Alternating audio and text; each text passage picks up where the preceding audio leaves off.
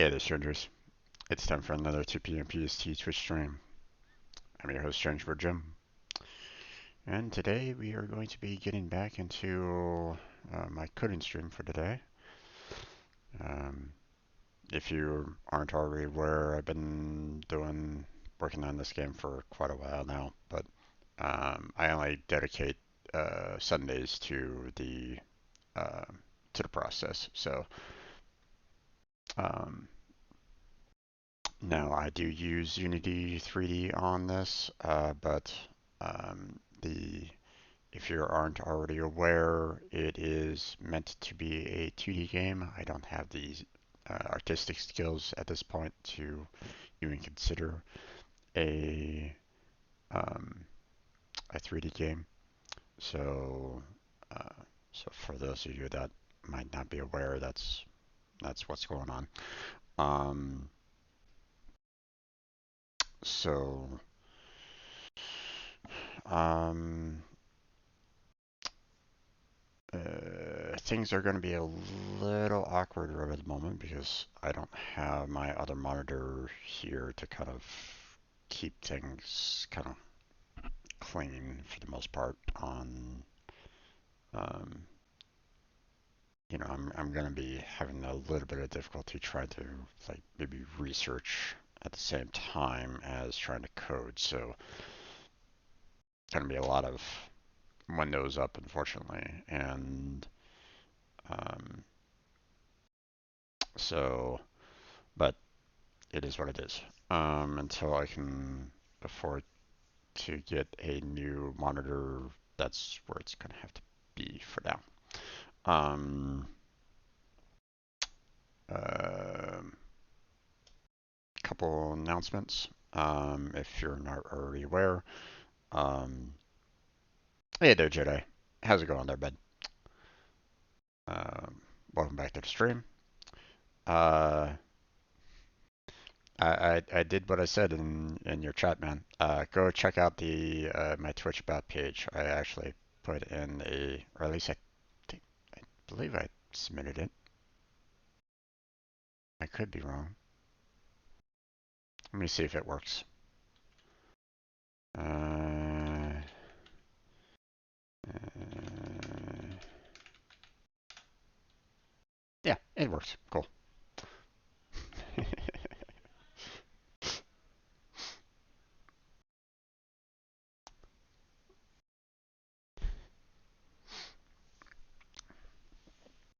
So, um, I also fixed the lurk as well.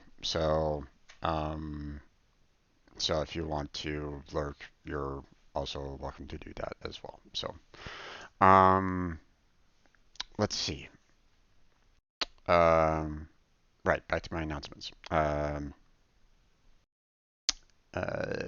I finished off Marvel Lego Avengers, um, or Lego Marvel Avengers. So I have a pull up on my Twitter account for that. So feel free to check that out if you're interested. Um, Feel free to post a vote there if you're wanting to kind of watch any one of those particular games, the three that I haven't played or the one I have. Um, or if you're not interested in that particular, um, if you don't have a Twitter account, you can always go to my Discord, put your vote in there. Either way is fine. I'll add up the vote count and handle that appropriately. Uh, if there's a tie vote, then I'll pick the game based off of what's tied. But um, if there's a four-way tie, then that's going to be interesting. um, but that's available for you if you're interested. Second announcement is based off of my Finish What I Started series. Um, you can check out the team that I built down below on my Twitch about page. It's not an official Twitch team. I don't have a partner to sponsor it at all. So, um, but it's basically a streaming team for anyone that wants to participate in it. If you want to kind of check that out, you're welcome to. Application link is down below. I'll review whoever applies for it, and um, if you're a good fit for the team, then you'll be in, no problem. Um, hopefully uh, hopefully the goals of the team matches with what you want out of it. Um,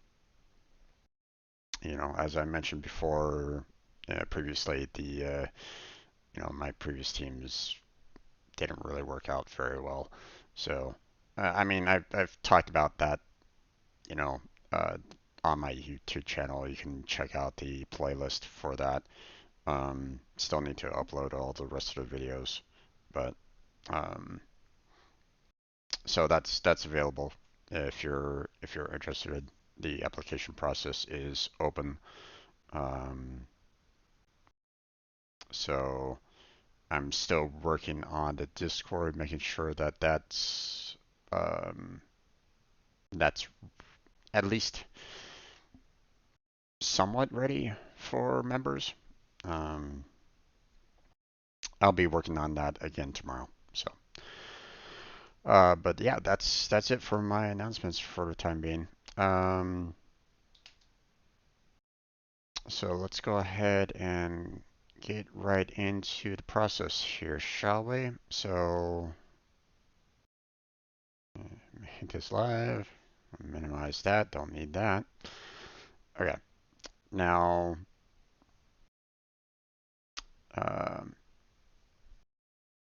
for those of you that might not be aware, and that if you're new to the channel and you're watching this for the first time, I have been working on my AI on what kind of pathing I want to implement for the AI agents in Unity. Now, I know some individuals might be going, well, Jim, why aren't you using the default AI that is available in Unity? Well, there's a couple reasons. One, I'm using um, hex tiles uh, for the you know keeping the units very enclosed, meaning that um, trying to do this in real time and trying to manage all of the um, making sure that units don't kind of clip through um, barriers and the like um, would be a little bit of a stretch for me right at this point in time. I would probably need to research that a little bit more to try to handle that. And this being the first game, I didn't really want to tackle too much. Um, so that's one thing. Um, Second thing, uh, while A star is a good pathing for units, it might not be the best anymore. And based off of my research, it's looking like D star and LPA star might be actually better overall. So um, we're going to be looking further into LPA today. Um, I was looking into it last week, but I wasn't able to find that much in terms of um, I wasn't able to find too much in terms of the like examples and like at least good ones. There were still some examples out there, but it wasn't enough for me, and I'm afraid that I'm gonna have to kind of research it a little bit further. I think what I'm gonna do today concerning LPA is look at the the pseudocode that is available for it and kind of step through and see what I need for it. Because right now D-Star is a little bit ahead of the curve in the fact that I can there's more um, there was more what's what I'm looking for, examples of D-Star than I found for LPA. So um, so we're going to be kind of covering more of the pseudocode on that and seeing how how this will work accordingly. So um, now whether or not I make it bidirectional uh, might be fine. We'll add extra code onto the process, but I mean, if I can get a well, actually, now that I think about it, bidirectional might not be all that useful for me, seeing that I don't want to give the AIs full map knowledge. Okay, I don't want to give them an idea as, oh, you know, well, the AI, the the enemy AIs will know where the human city will roughly be. So, um, but I'm not giving them, exact knowledge of where all of it is. So, um, because it might change based off of uh, it might slightly change. So, but yeah, okay. And for those of you that might not be aware, uh, let me go ahead and load up the game here, and this is what I got so far. Very simple, I know. Um, but once we get the AI agents to actually kind of walk around this a little bit more, then I'll clean this up um, more on this. So um, the tiles I'm using uh, from Unity 3D assets, um, and I couldn't really find a good units or um, something to kind of show the units directly. So uh, I drew those. So, or at least I created them as much as I could. So, um, so yeah, that's where we are at right at this moment in time. But let's go ahead and do some more research on LPA here,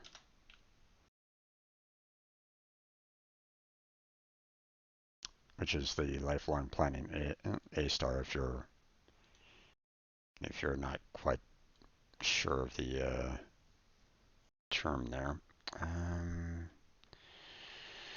we have the PDAs already. We already kind of looked at the PDAs, and while that's good, it wasn't really giving a good. Um, I mean, 62 pages, and it was more text than anything else. Um, and I didn't really want to read too much on the stream. That would be a little much, a little much to try to go reading through all of this for you. But there is their pseudocode here that I'm planning on kind of stepping through and seeing what we got here, what we can kind of do with it. So now I probably do like a combination of the two. Um, just to have um, some kind of visual representation um, for the pseudocode. So let's go ahead and kind of tackle that. So obviously start off at the main. They do the initialize. So let's see, make sure it's just a um, general code there. So okay, so queue is new priority queue. Now priority queue could be um,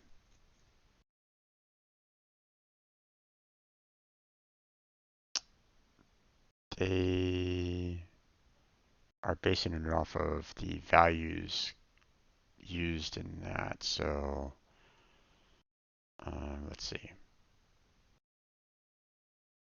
Okay, so next up they get all the available nodes, and for each of them they set their values in G and RHS to infinity, meaning that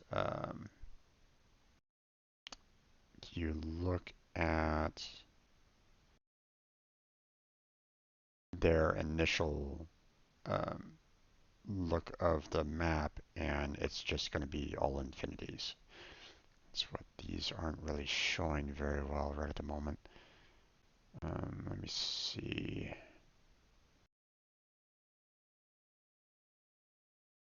Let me see if there's any other better visual representations. Um,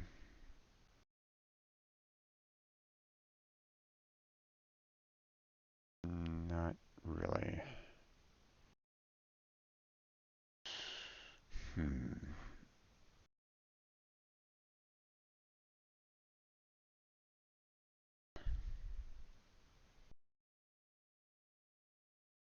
Okay.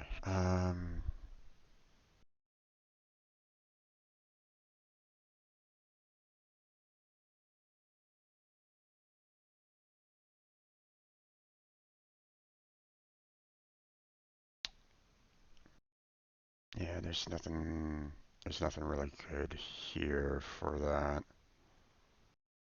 I mean, you can kind of see it here. Oh no, here we go. Here we go.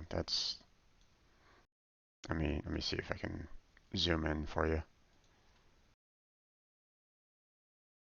So, as you can see, they are basically starting off with the initial starting location, um, and it basically uh, puts infinity as values for all of these, meaning that anything lower will be uh, used. It will replace the infinity for it. So um,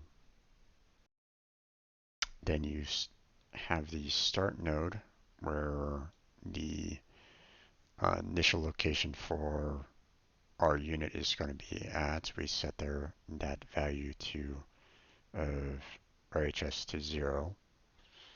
Um,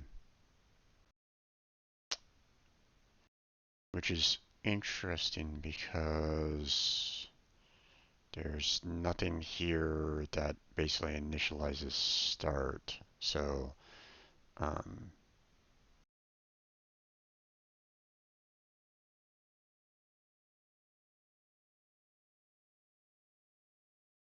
so you'd have to be like you would have to kind of create the start node out of it all, or at least like find a node within get all nodes, and assign that to the start, and then of course you insert that um, into the queue. Let's see. calculate key.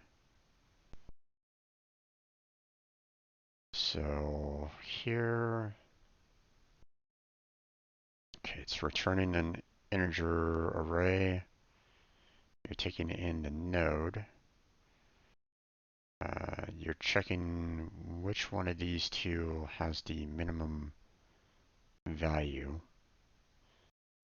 So um, the start node in this particular case has an RHS of 0, whereas the G value is set to infinity. So obviously it will pick um, 0 as the minimum number.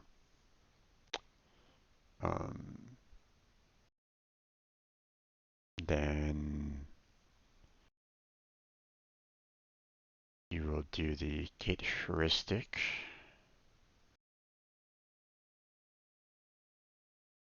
which isn't being shown here as in terms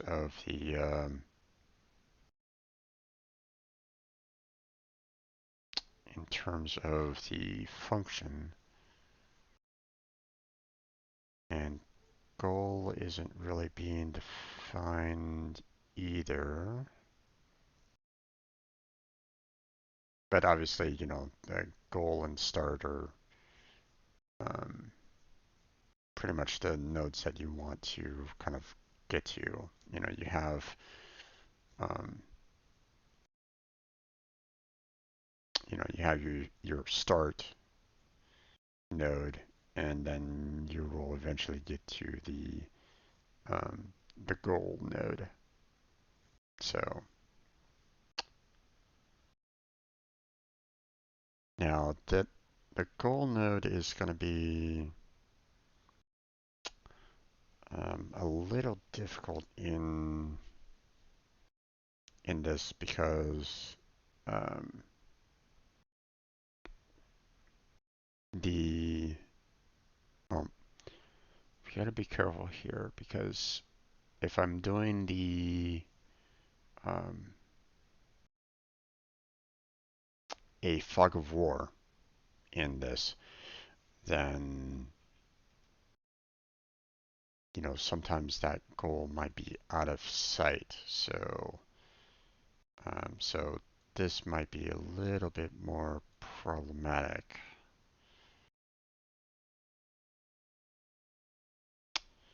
But you have the values determined here. Um, gate heuristic is not being taken care of here. So node has its own class from the looks of it, because otherwise, um, yeah, node has its own class because it has its own functions to it. So just bear that in mind for anyone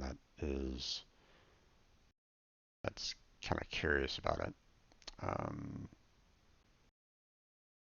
So basically, it's trying to get the heuristic from where the node is currently at towards the goal. So, and obviously there's some calculations that you can kind of do with that, but they're just not showing it anywhere in this pseudocode. So you'll just have to be aware of it. Um, you'll have to kind of look up the calculations of getting a heuristic, which, they don't have to cover here, obviously, because getting a heuristic is like common when it comes to pathing.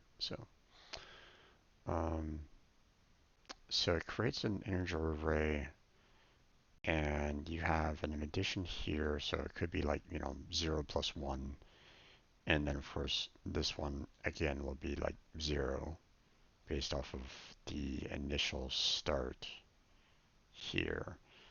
So you get back a integer array. So the Q is the start node and an integer array. So that's interesting. Um,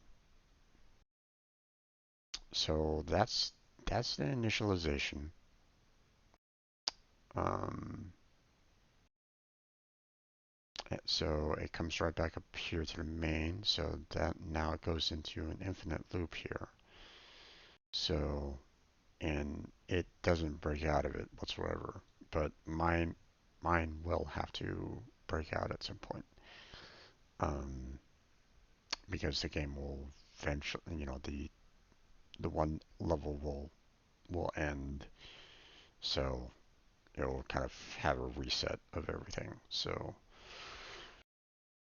Um, so we do the compute shortest path.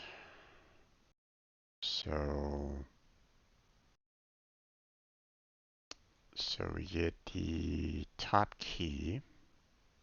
It's a priority queue. This is the first value here is meant to be a key value.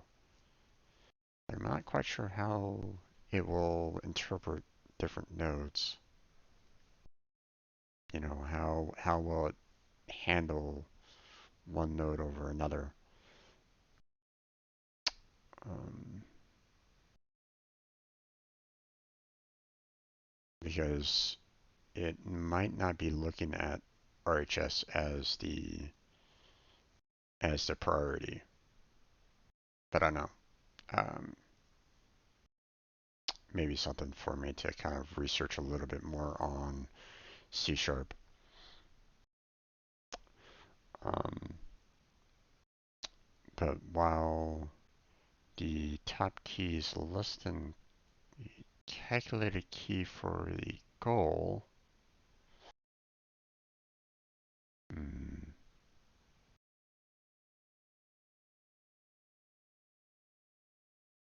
okay.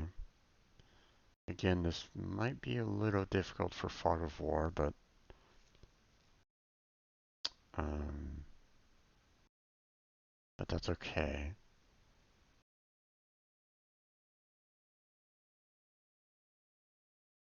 Um, so goal RHS is not equal to goal G. Okay.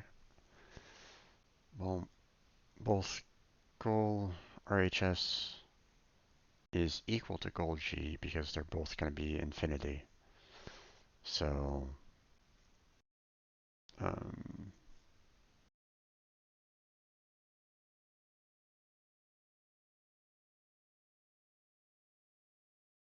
so we're going to be probably hopping on in because the calculation of the key is probably going to be um, higher than the zero value there. So we grab the node. If G is greater than node, so we're basically popping start off initially um, because its G value is going to be greater than RHS being of infinity. So we change its value to 0. Then, let's see, we get the successors,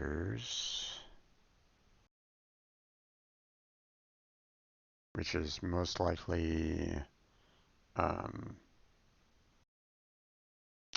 the values around them, the nodes around them. Yeah, it's grabbing each node that is around our start node here, putting it the um, into the node, and we do the update node there. Um, no worries there, Jedi. No worries.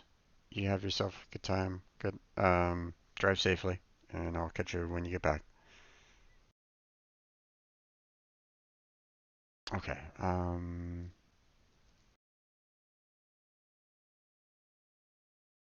Okay. So come down here to update node.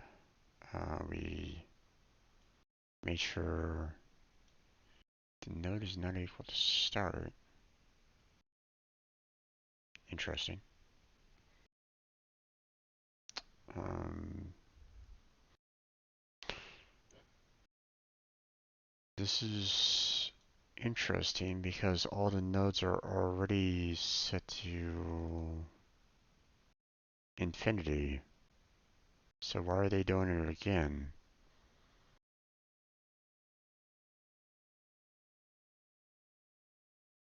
Hmm.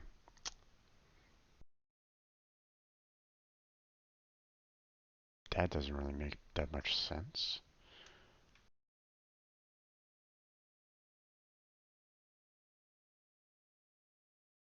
I mean, if okay, so here's where I'm kind of wondering what's going on here. Um, if the RHS is set by value, which they haven't shown yet. Okay, there's the node cost, or there's the RHS change there. Um, then this basically resets that value each and every single time. So that's why I'm kind of curious about this because um, we're looking at, we're not really looking at start because it doesn't want us to here. So it's looking at all the nodes that are around the start node. So if we go to this here, so we got our zero value, our start node. So it's looking at our other two nodes here that are surrounding it. Those will um, those are being what's being looked at here in terms of the successors. So say we take this node here and we send it to update node. So the node is definitely not start. Um, and then we reset its RHS to infinity again. Again, I don't know why they do that, seeing it's already set to infinity, but we may need to do that at some point. Not sure. Um, so we look at the predecessor. So obviously for this particular node, we're looking at the predecessor where it came from, and let's see. Um,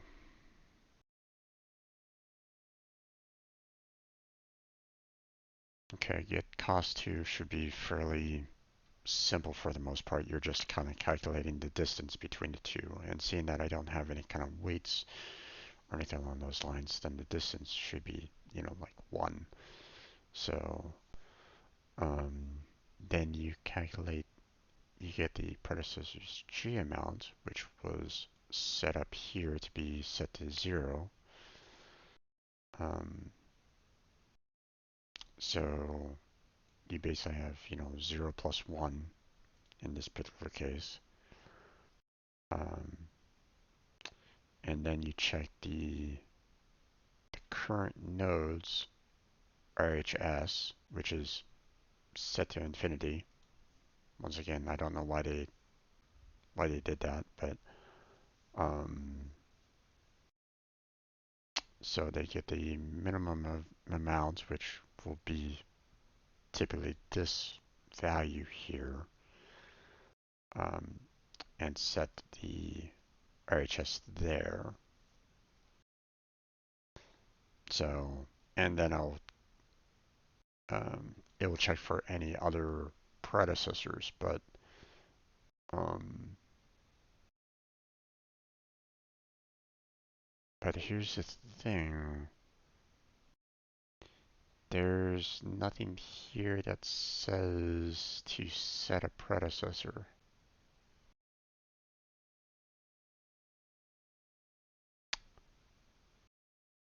So that's interesting. Um,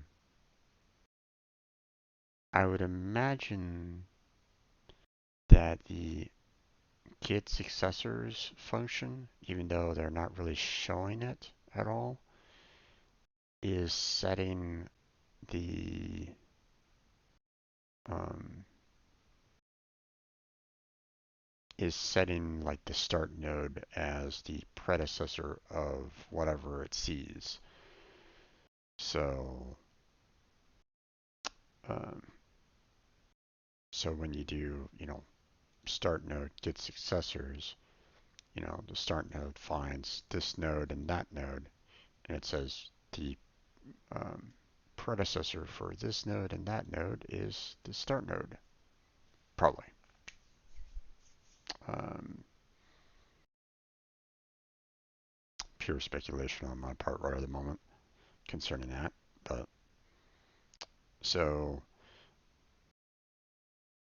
but because there's only one predecessor for this particular node right at the moment, um, this for loop will only go through once for that particular node, for example. Um, if the queue contains the node, then remove the node, really.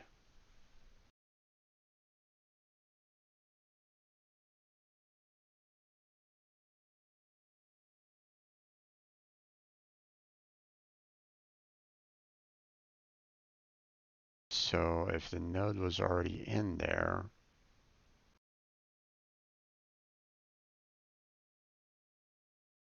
then you're just removing it altogether.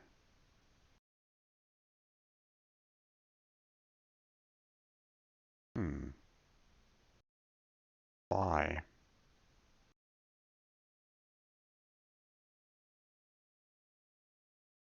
Okay.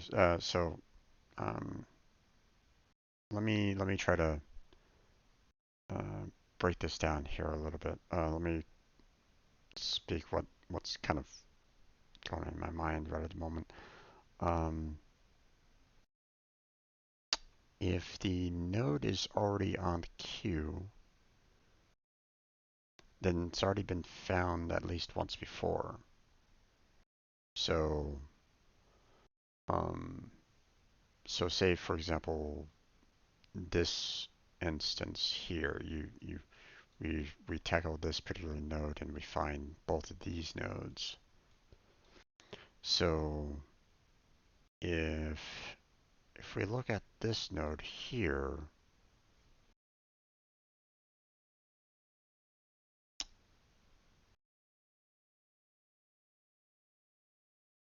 then for the computing of the short path here, we're looking at all the successors for it, which is basically that one and this one. And then we update the node. So we basically grab this one right here. Um, Now the RHS might have already been set because of this value here, but now we're basically voiding that out.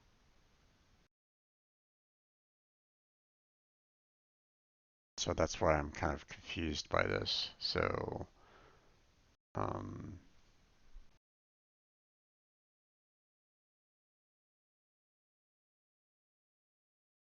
here, let me kind of break it down here a little bit. Um,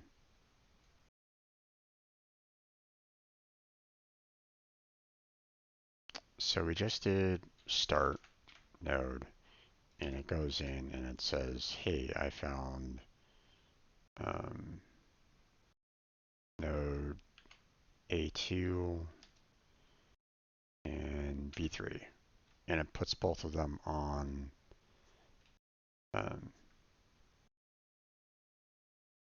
so you're popping start out. You know, you're going here and basically saying, okay, well, start has, G is equal to 0 and RHS is equal to 0. Okay, so that's what basically what happens for these two lines. Well, for all three of these lines, it pops the start off and sets the values because start already has the RHS set to 0. So now it goes to its successors and finds A2 and B3 and does the update node. Now, um, all the nodes already have, G and infinity set to infinity, or, G and RHS set to infinity because of this up here. So we come down to this spot here and reset the RHS, to A2, for example, back to infinity. No change.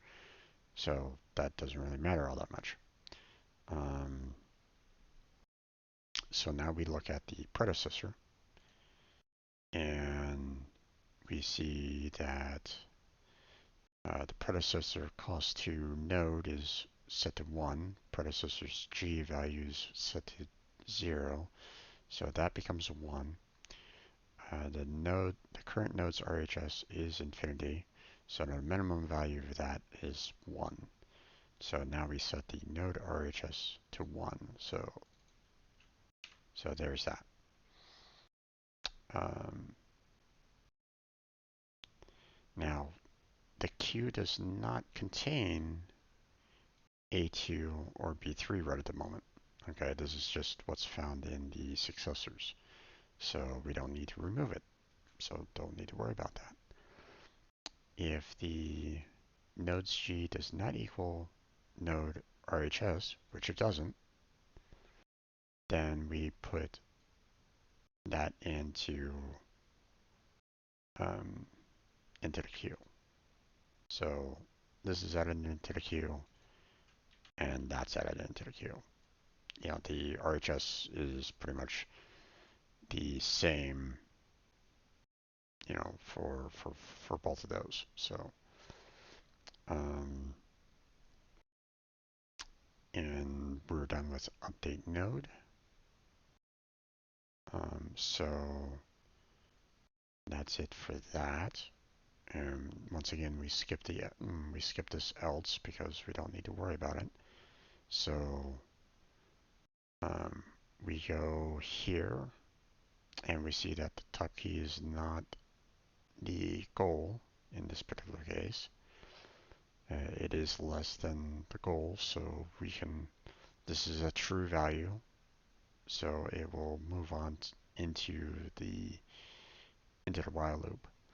So we don't even need to worry about this particular check. So it pops off a 1 to start off with. So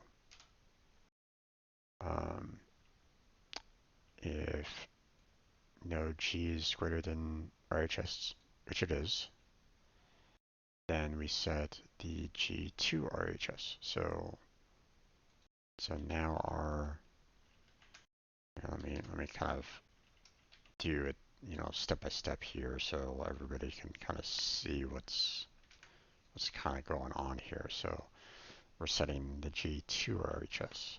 So there's that. Now we get all these successors for A2. Now A2, all of its successors is A1 and B1, saying that this is the able to kind of cut corners and the like. So so A1 and B1 have been added into the successor list. Now it goes by one in the for each loop. So I mean that's a given. But and of course these values are infinites as well. So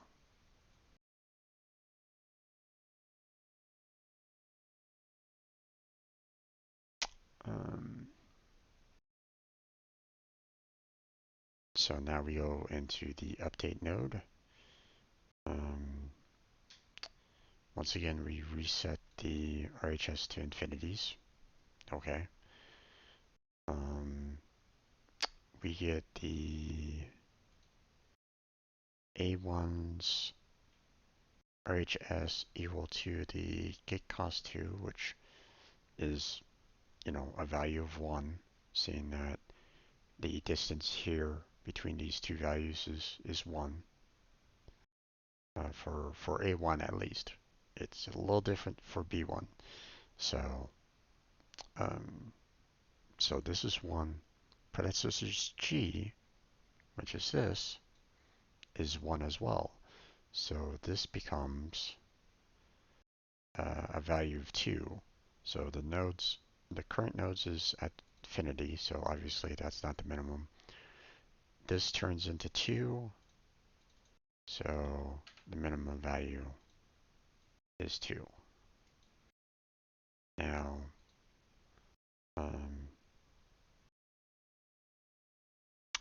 this particular node has already been popped off, so the queue no longer, or wait, no, both of these have not been put into the queue yet. So here, let me kind of mark this down. So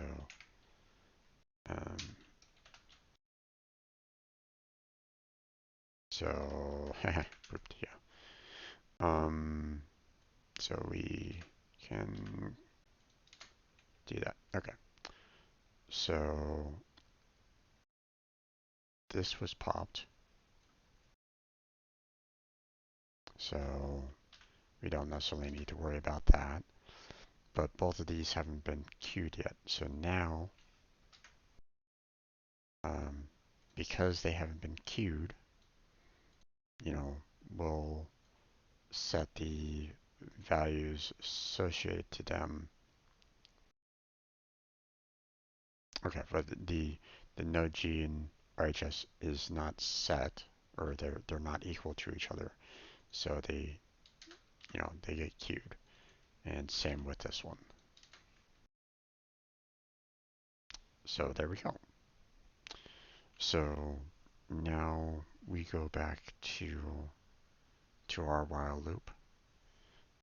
We look at the top key, which is the B3, and we pop that one off. So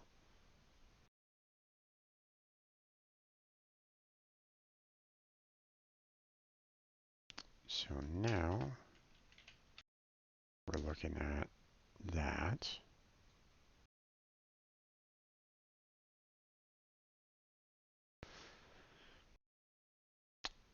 And we notice that G is greater than RHS, so we go ahead and set G is equal. So there's that.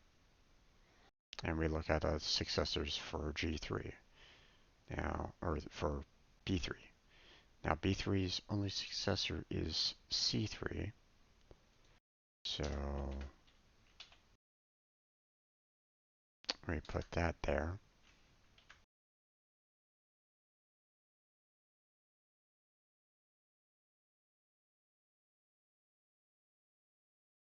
And we don't have any other successors for it. So it goes into the update node. RHS is infinity, so no big deal there. Uh, checks the predecessors, which is B3 for that one. So we see that RHS is at infinity, predecessor G is at 1, and the predecessor cost to node is also 1. So RHS becomes 2. We see that the queue does not contain C3 yet, so we don't need to worry about that. We also know that G does not equal RHS, so we go ahead and put that in the queue. So there we go. Okay, so now all these are popped right at the moment, so we don't need to worry about that. So we look at the next priority queue, which is A1. So now we go ahead and pop A1 off.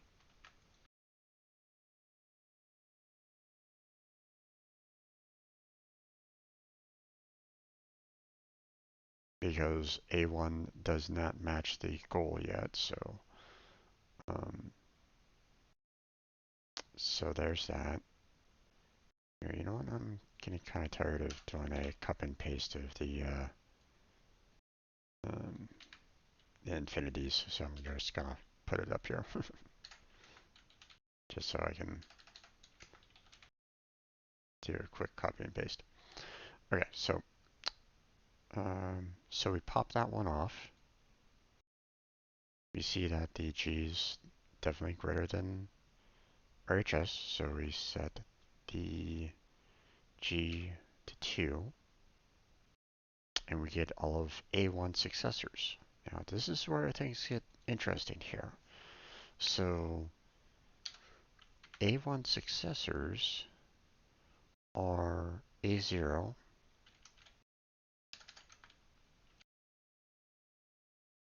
and B1.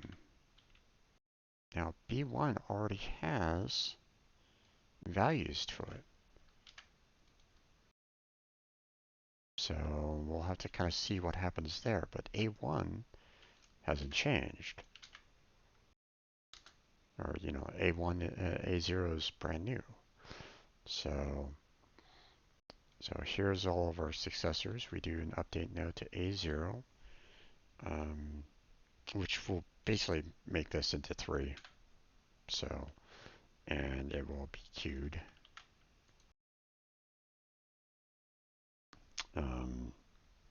Because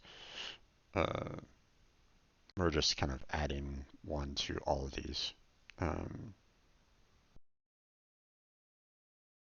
Oh wait, I'm messing up here a little bit. B1 is actually 2.5 in distance because it's the distance from, you know, this point, you know, from um, you know, because the distance is 1 by 1, the what's the word I'm looking for? Um, that diagonal to the node is actually 1.5 in distance. So my music is offline. Come on. Yes, continue watching. Thank you. Um, and no, I'm sorry, I can't. Seeing that I post these to YouTube, I can't. I want to try to keep some kind of monetization, at least somewhat. when it becomes available, but whatever. That's a concern for later. Um, but yeah, copyright is a problem. I've already ranted about that a long time already, so no big. Um, so it's actually 2.5, not 2. Um, in terms of the value here. Um, so, we get 3 here, which um, um, it's not really showing it here per se. You're seeing it here a little bit, but not by much. So, um,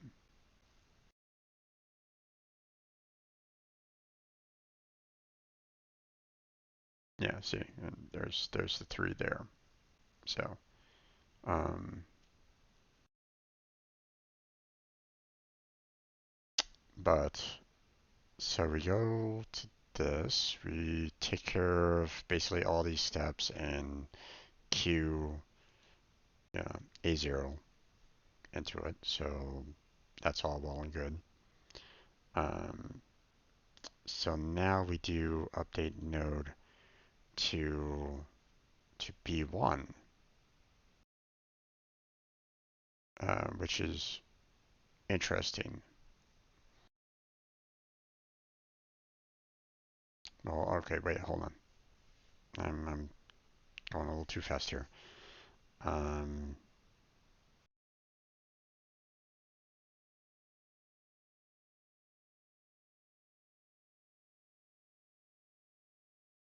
let's see.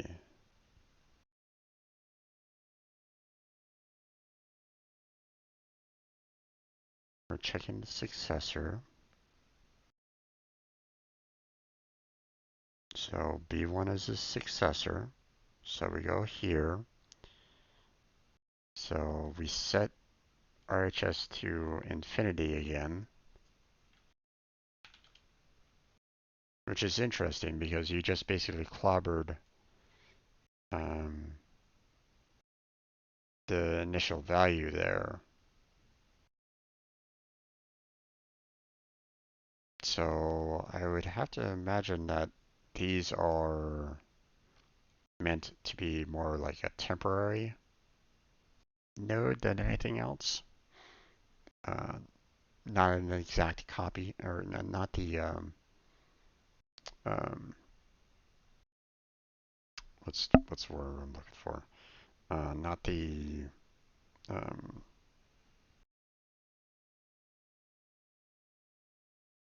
it's not a copy of it. It's the actual value. If it's the original and not a copy, then you're basically clobbering the value there when you do this. So that's why I'm kind of confused. Unless you're making a copy of it and the original still in the queue, then okay. You're basically resetting the RHS for B1. Okay. So we look at the B1's predecessor. Um,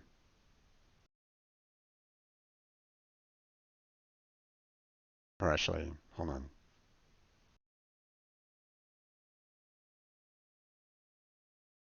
Yeah, B1's predecessors, which now you have 2 predecessors in this particular case because now you have A1 as a predecessor and A2 as a predecessor.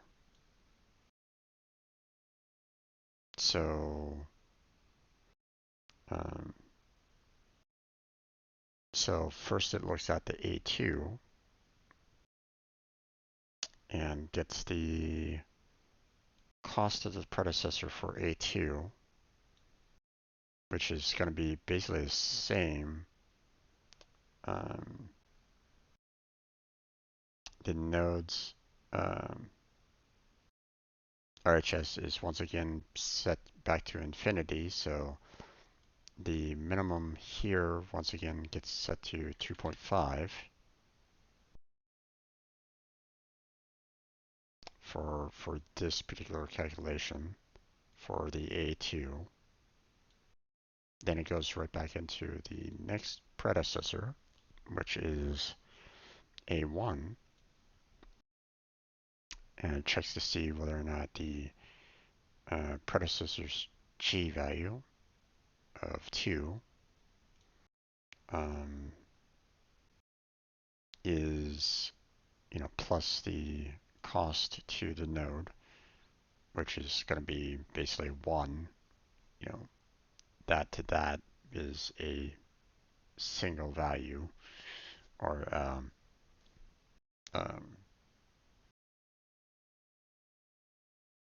it's going to be distance of 1. So this becomes 3. So um, so 2.5 versus 3, and it remains the same as 2.5. Um, but here's the thing. Now it checks to see whether or not the node is still within the queue, which it is. So so it basically throws this one out and places this one back in because the G and RHS are not equal. So so um, this gets removed, and this gets queued. So interesting that, right? Okay, so now with now I'm doing the 1.5 here in terms of distance. Um, but they're keeping the distance as 1 for going from this point to that point, for example. So it all depends on how you want to kind of view it. Um, for my hex tiles, I'll probably be using 1 as well. Um, so this would probably be more 2 than 1.5. This would most likely be 2.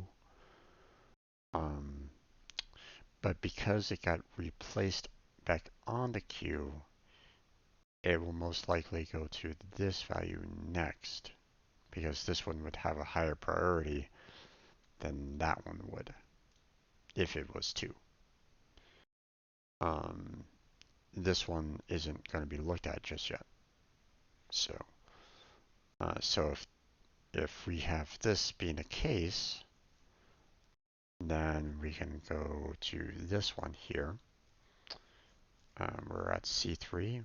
We're, we go ahead and pop this one.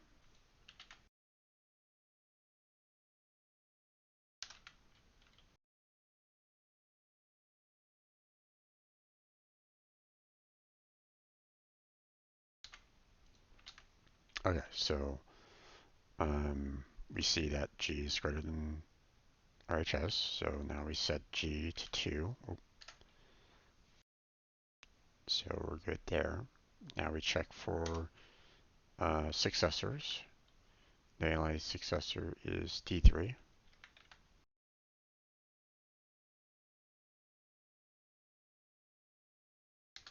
There we go. And now we calculate all of its calculations here. RHS is, um, infinity versus the 2 plus 1. So that would turn it into 3. It's not on the queue already, so we don't need to worry about that. So we So we find that, G is not equal to RHS. So we go ahead and queue D3. Okay.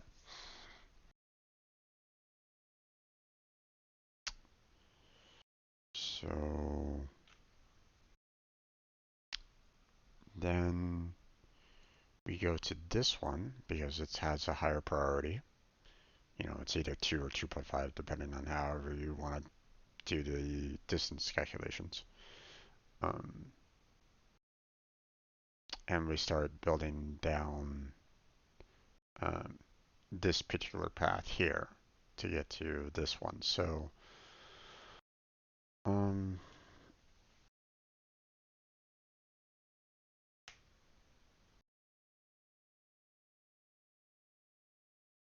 so this might be helpful. The whole removing of a node might be helpful in terms of the um,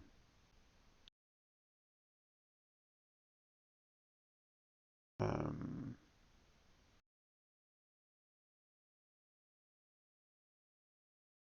keeping things fairly quick and efficient and the like. It has a lot of for loops and while loops to it to try to find a path, but I mean, so does A star, so I mean, that's not that that big of a deal. Um, but here's the thing.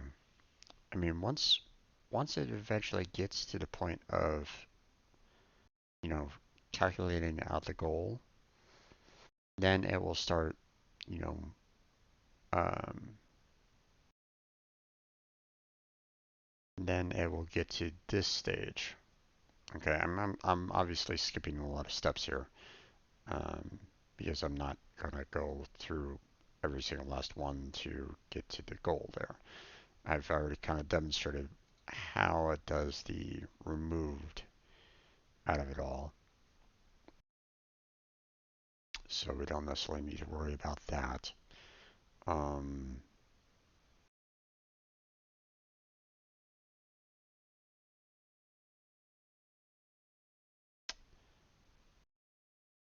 Not quite sure. Maybe maybe this particular queue is saying that this is the key, which I mean it could be. I don't know. Um, Normally keys are the first entry that you put into a queue, but or yeah. Um,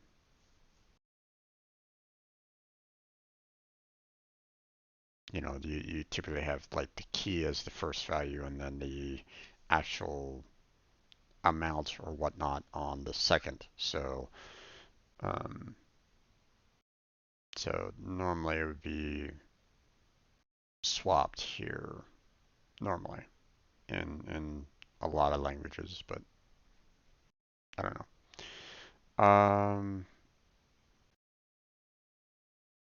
So um, you calculated out the shortest path. Um, so you basically um, we're checking to see if there's any like, changes to the path. Like like here there's a change in the structure of of the initial path. They remove 4 from from the um, from the direction that you're going to be kind of going in. So um,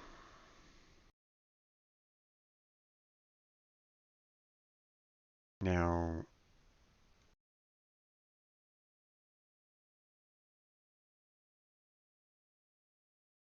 I'm kind of surprised that these are being set to infinities because eventually they will be popped um, off a queue, and their G values are going to be set to the RHS. So I'm kind of surprised that this is being shown um, to have the infinity symbols still. You would think that that particular value would be changed. Um, I don't know.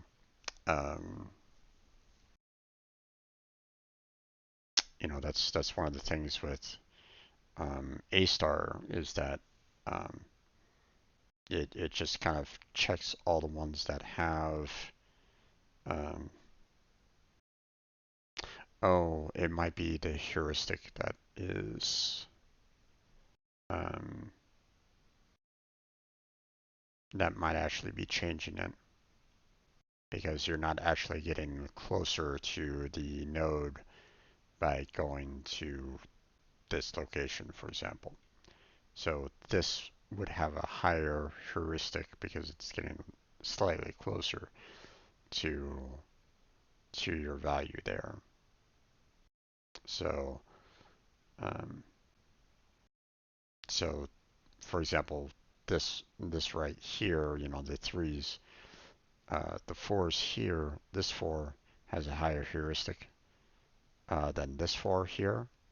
So it will kind of go to that spot as a priority in the priority queue. So that kind of makes sense. It kind of makes sense. So and that's being done down here in the calculation of the key. So um, so that's probably what's kind of going on here for the most part. Um, so um, we don't do anything as long as there's no cost changes. It basically sleeps on any kind of change values or whatnot. If there is a change, then that's when this for loop will activate, and it will get changed edges, which they're not showing.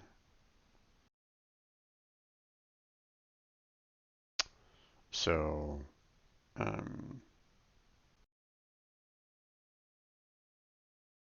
which is kind of unfortunate. I kind of wish that they did show that in some fashion or another. Hmm.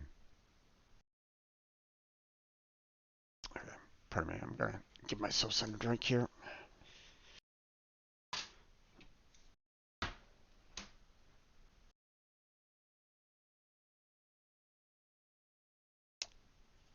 Okay,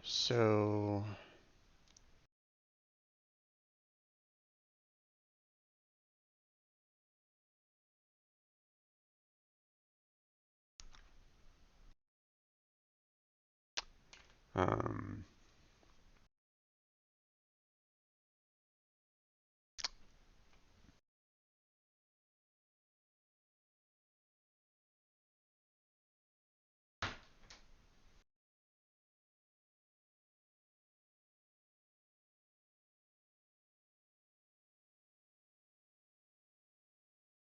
so here's the thing. Um,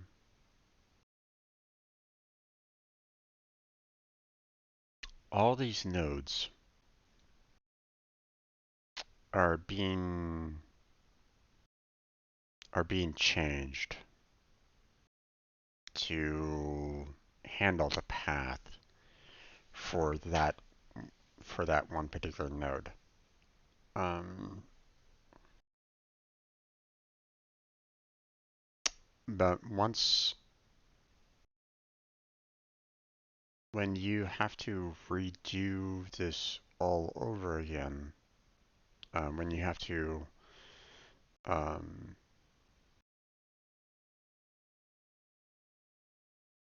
when you have to do another path, you're going to have to initialize everything all over again and reset all the nodes back to infinity. So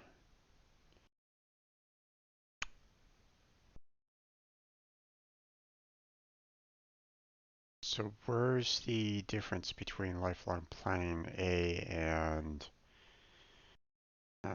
D star? Because with uh with D star, it's pretty much the exact same thing. You're it's also dynamic. Um, so um, so what makes lifelong planning A different than D star right at the moment?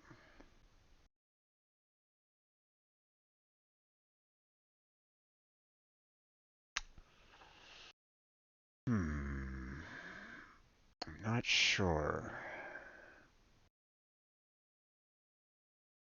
Um,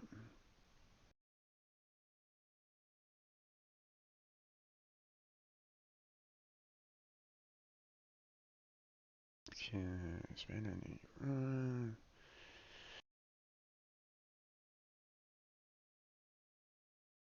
per Q performance as an A star.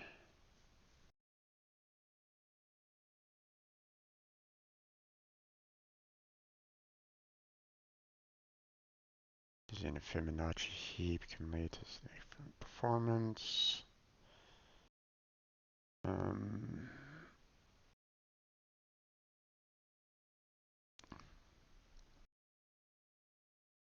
when edge costs change, LPA outperforms A star, assuming the latter is run from scratch, as only a fraction of nodes need to be expanded again. But the problem is that um, okay, so this is good your when your agent is kind of like on the move. You know, it's going to be going to the next node and then the next node and the next node. If there's a change at all, you know, concerning like something blocks it or something along those lines, then um, the pathing will definitely outperform because it will just kind of look back at its previous information and try to reset itself. Um, but how do we do um, how do we handle the um,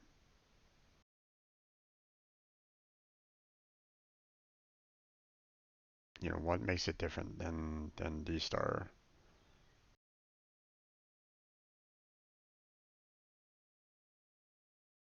So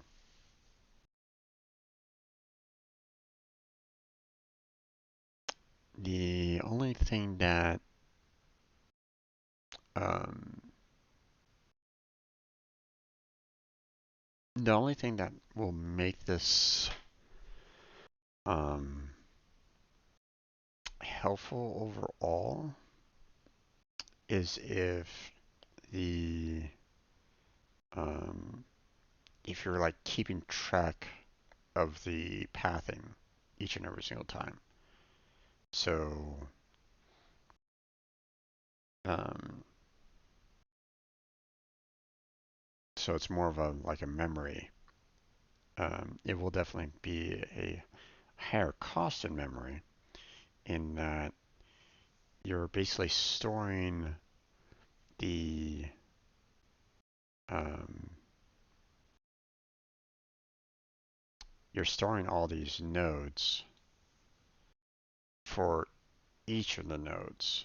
For, like if if you're if you are at a location of say 0, for example, if you're at say a location of A3, then you're basically storing all these possible nodes for this one particular spot to get the path from this spot to that spot. And that's where it's interesting um, because it changes based off of where you want to kind of go to, or you want where you're trying to path to.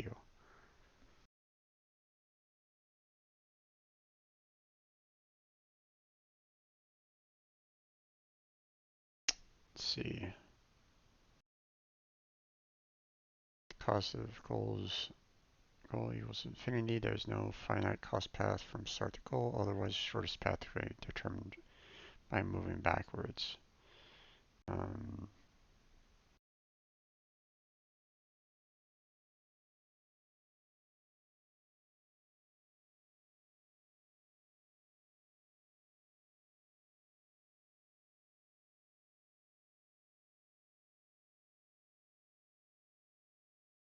let's see.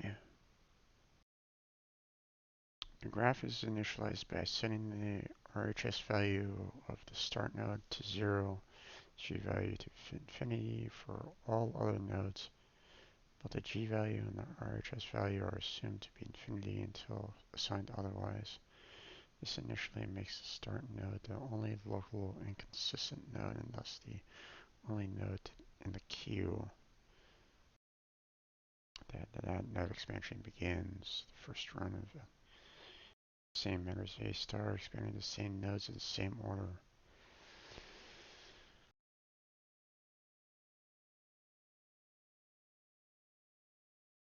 Let's see.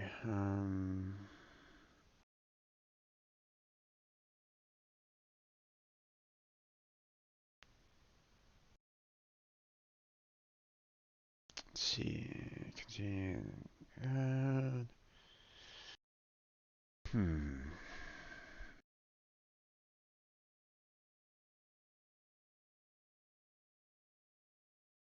Okay. Two-dimensional key.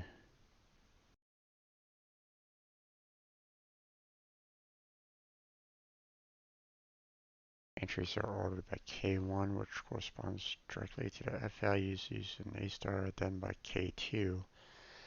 Interesting.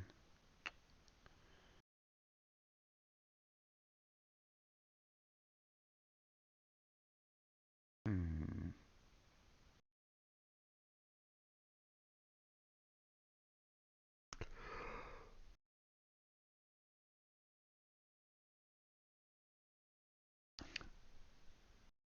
Any node from which edge leads towards N is a predecessor of N. Any node to which an edge leads from N is a successor of N. Yeah, pretty much. Let's see.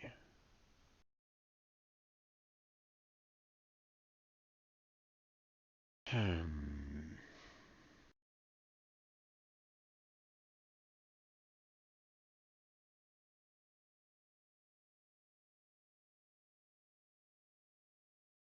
Okay.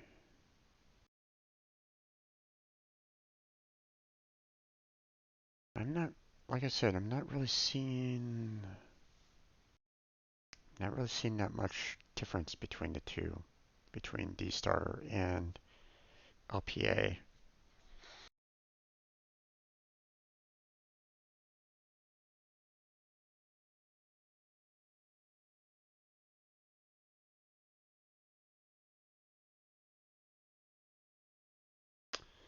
Um,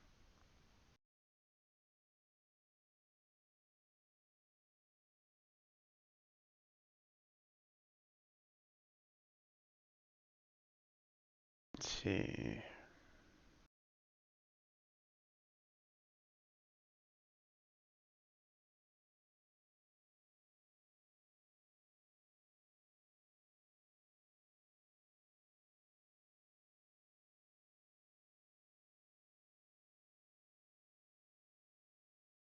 Now,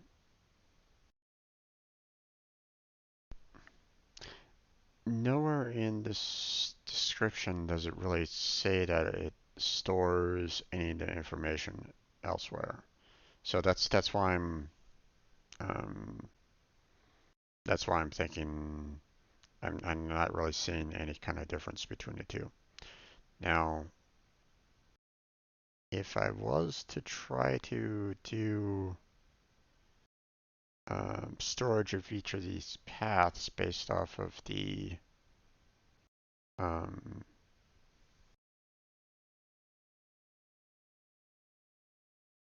um, based on everything here, or if I'm if I'm storing each of these, then that would make the just holding on to this information cost that much more. Um, and some of them might not even be really relevant. They might not be even um, seen or expanded to. I mean, unless player wants to go to that particular node, then that's fine.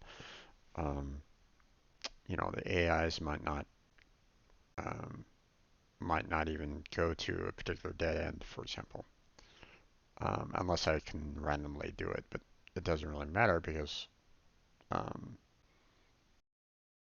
um, the player won't necessarily see it. But I mean, it's still something that I'm going to have um, the computer opponents still kind of do and handle. So, um,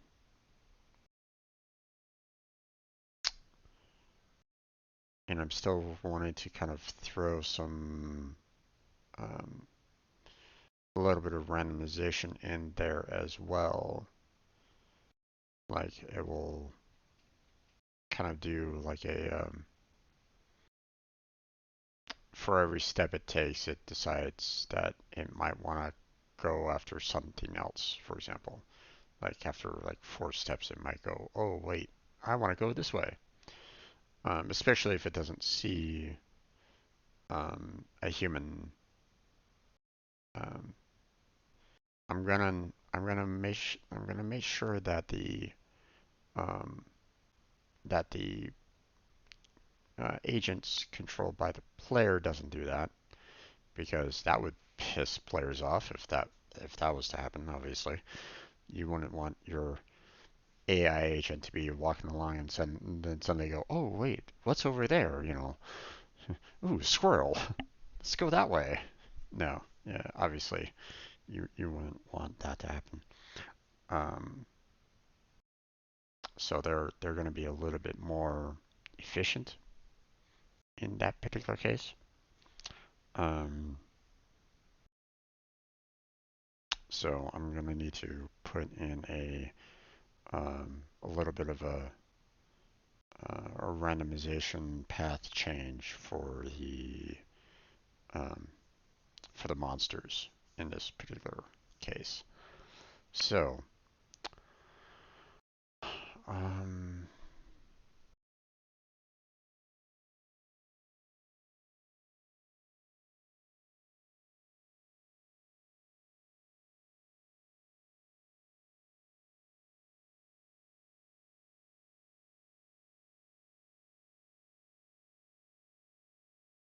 yeah, I'm thinking I'm probably going to want it to just switch over to D star on this particular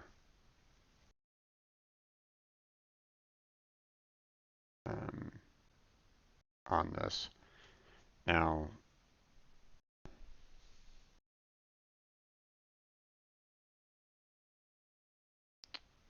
what's kind of unfortunate is the fact that if they're doing a pathing over and over and over again, I mean, if there's a consistent path, then it's kind of silly for them to recalculate that path over and over and over again. That's why I'm wondering if there's a way that I can try to like store that path. That's why I was thinking this lifeline planning A star has something to it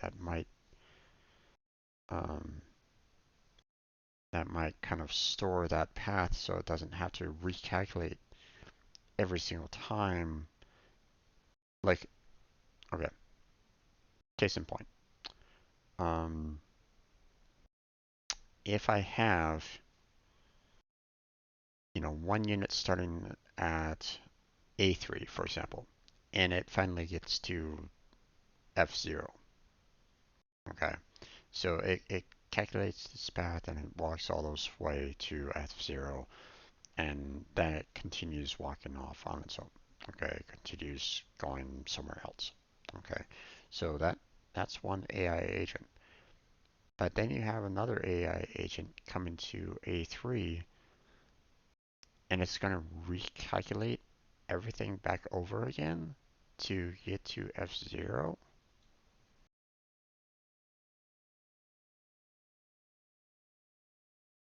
Now, I get it because, um, that's what pathing is all about, you know, with A star. Um, that's what it does. Okay. Um, it calculates the best path from where it currently is to its goal. Okay, and it will start that path. Okay. Um,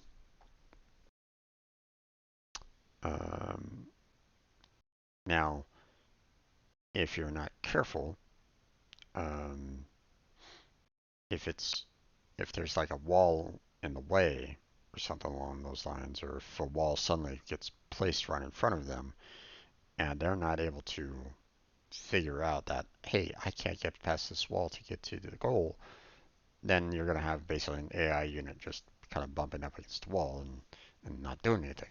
Okay. Um, that's the reason why you want to make sure that you recalculate out your path um, every single time. Um, but if what I was thinking that LPA was going to do was going to be saying something like, "Hey, Agent One, you know, or let's say like Agent Tom was able to get from A3 to F0. It's already done. So Agent Bill comes along.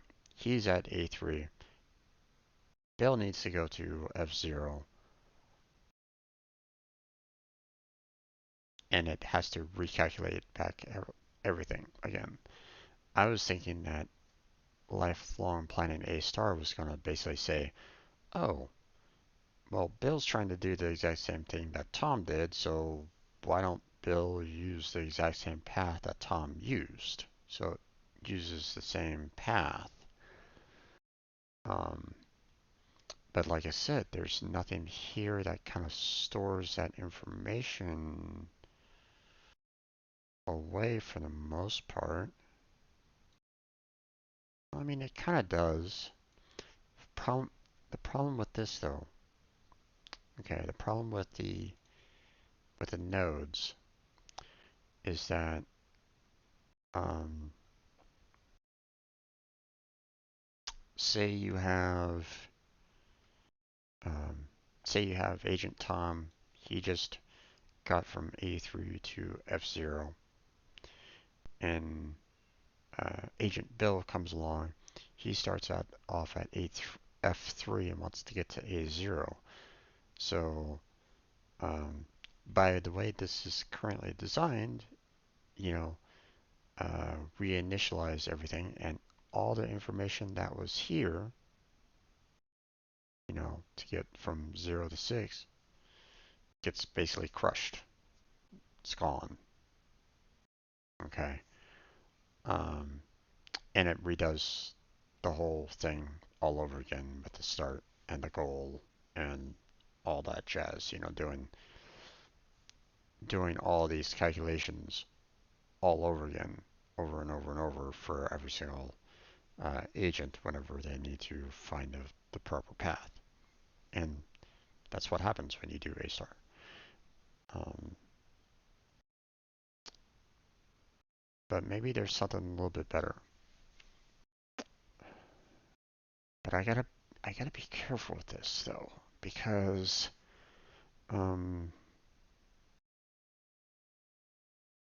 if I don't necessarily want to,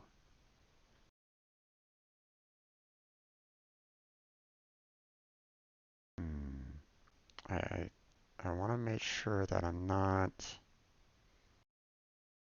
um, causing some undue work. So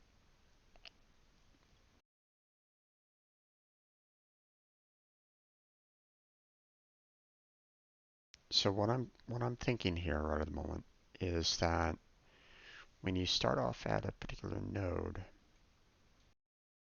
and you want to find a path from one spot to another, you go through all this and it stores the information for all the nodes within that single node there.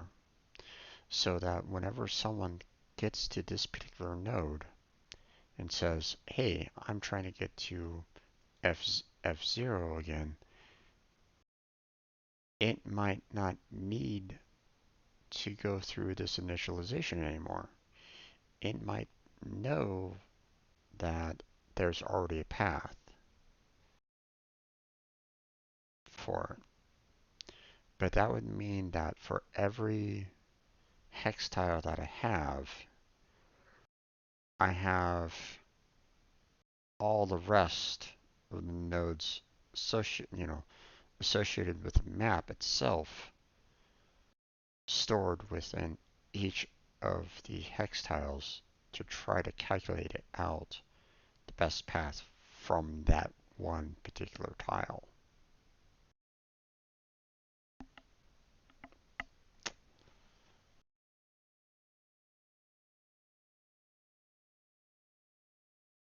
Hmm.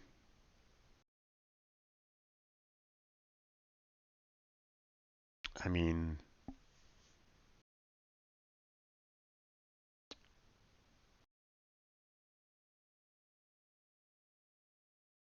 ooh, how would I go about doing that?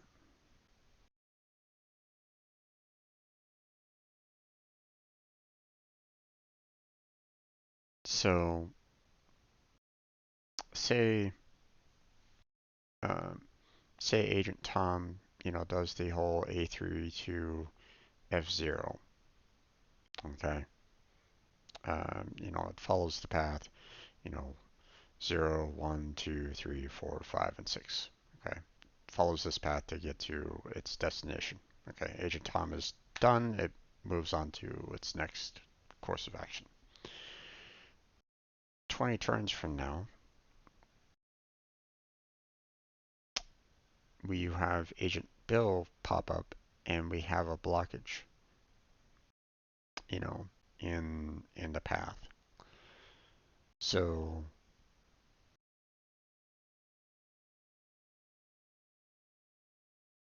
so how will I know when to flag when there was a change, within those 20 turns, for example, for that one particular node? I don't want to have to go through every single node and say, hey,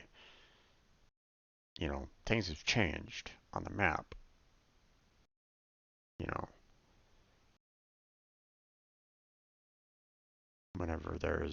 whenever a resource is removed or a barrier is placed or something along those lines. I mean, for example, um, if a barrier goes up and then immediately gets torn right back down again, have I, and or like, okay, let me try to put this into words here. Sorry. So say Agent Tom does the 0 to F or A3 to F0 finds that path, done. 20 turns have passed before Agent Bill needs to do the exact same thing. But during, like, say, turn 10, um, a barrier gets put up. Well, it flags, do I flag all the nodes and say, hey, there's been a change? Or do I wait for, when Bill needs to kind of look again? Well, how are we supposed to know if there was a change or not? If if Agent Bill gets to the exact same spot, wants to travel the exact same path, how is it supposed to know if there was a change? Um, if there was a change to the map, I should let that particular node know that something happened. That's what this is all about. You know, was there any changes? If there wasn't any, then we sleep. Otherwise, it it calculates out the um, it needs to update everything. Okay.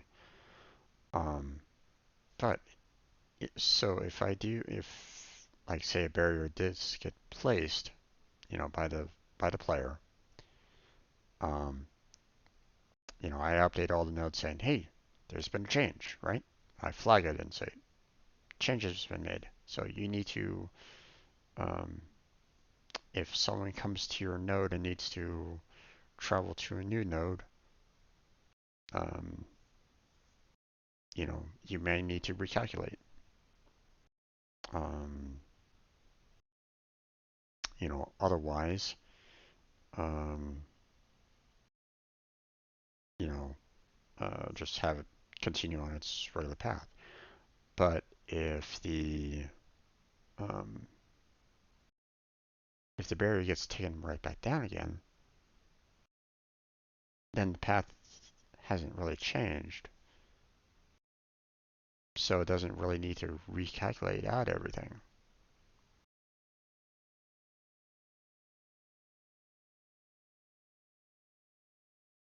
Hmm.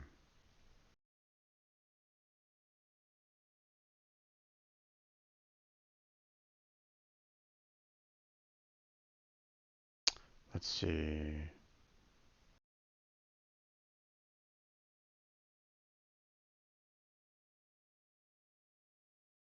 Okay. So here it's mentioning the fact that there it gets all the changed edges. So, hmm. I need to use the restroom here though, folks. So give me 1 second. I'm going to be right back, and we'll continue with this. So hold on.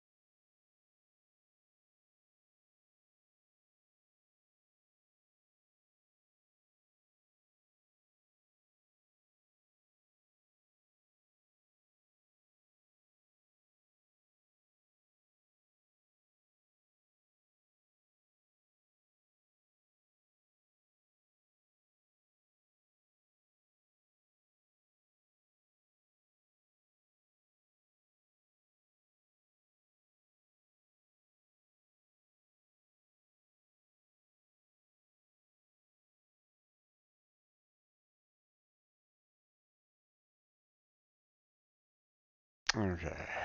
Sorry about that, folks. Let's go ahead and get back into this, shall we? Okay. Um, Actually, I'm gonna give myself a little bit of a snack here as well. Okay, so now what happens if I do, store all of um, these nodes in each of the tiles? Like have each of my tiles have a get all nodes.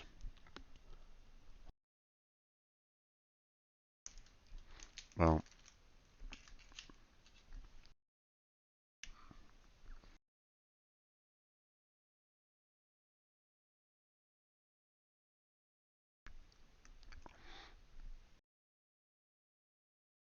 it gets to be a little bit of a problem because if I'm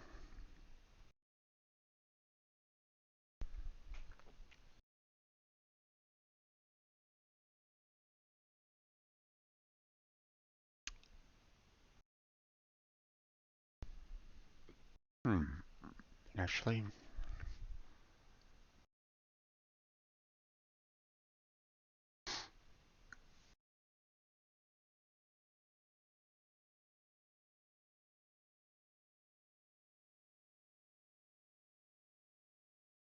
okay, hold on.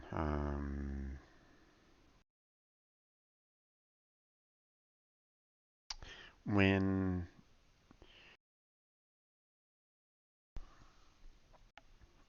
Okay, I was getting a little concerned because of the successors and the predecessors.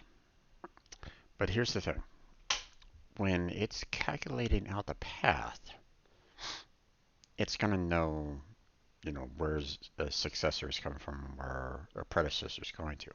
Okay, and it's all based off of where this node is currently at, for example.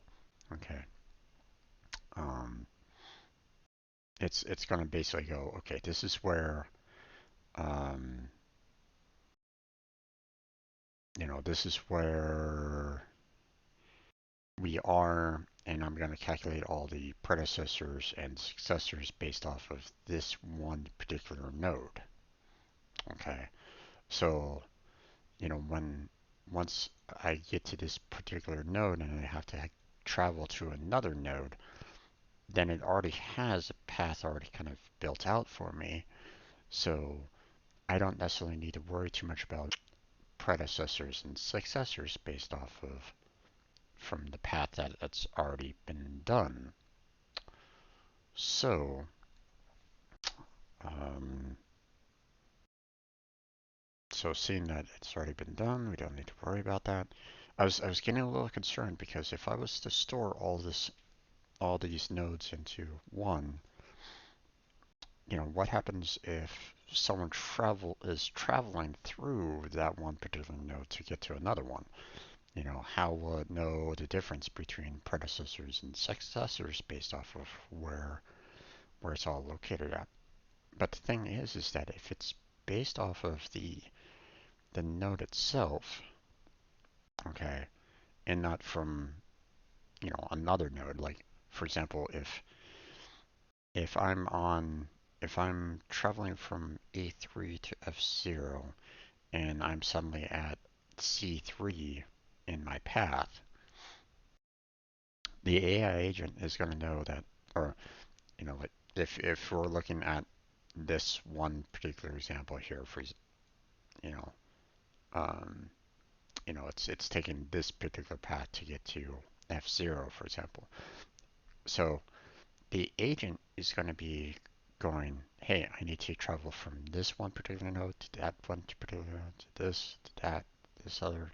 It's going to continue following this path, seeing that it's already been established. It already knows this is the best path that it should be going on. Okay, the only time that it should deviate from this path is if there is change, and there's a change that actually blocks the agent in some fashion or another. Okay, otherwise it should stick with this one particular path. Now, if it gets to this point here, it's not going to recalculate out the path. Okay, the only time it's going to recalculate out the path is if something changed. So it's going to know, hey, I want to go from C3 to D3. That's it. Okay. Now, if there was a blockage, say like at F2 here, and it had to like, you know, go right back around, through E1 column here to get, to take this path again, and then it will be like, oh, okay, well, I'm just gonna have to backtrack and go right back around again, and it will do that calculation.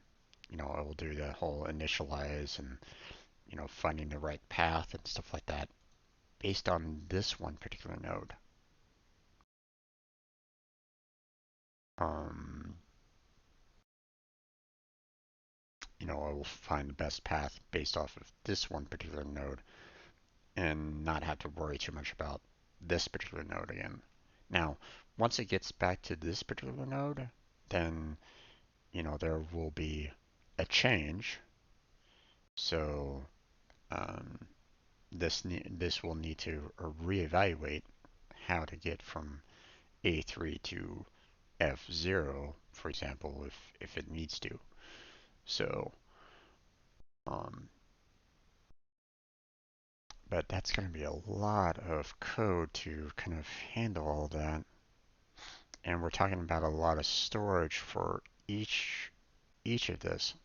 But the thing is that once once you get to a particular place and you're trying to go to another place, once that path is set, once that path is done, like um, for example, let's go to our game here real quick. Okay.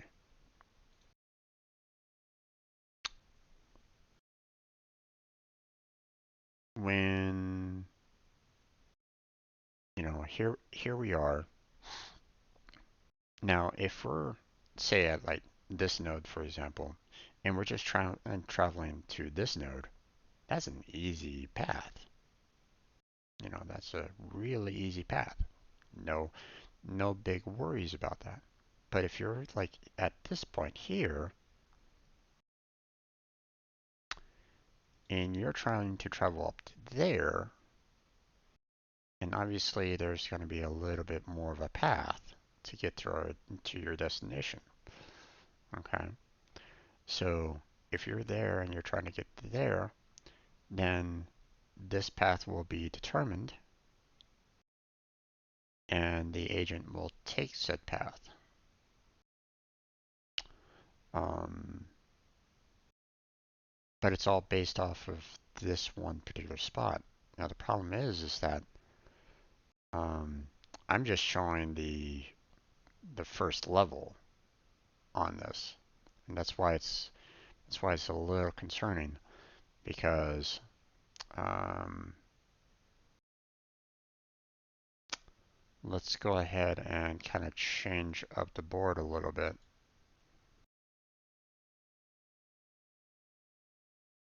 So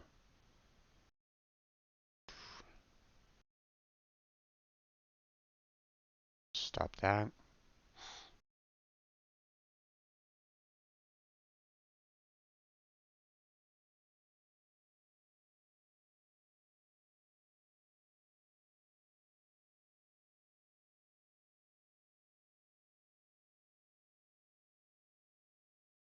Let's see.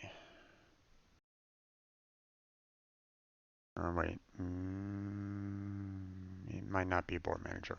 I might be looking in the wrong spot.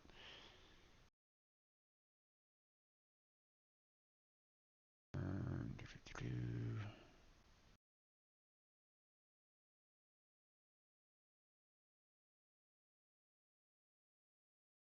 Yeah, here it is. So let's bump it up to, a fairly large level here. And let's kind of do this again so you guys can kind of see um, what I might be contending with when it comes to all the nodes. Hey there, Jelly. Welcome back, man. How you doing? Have a safe drive?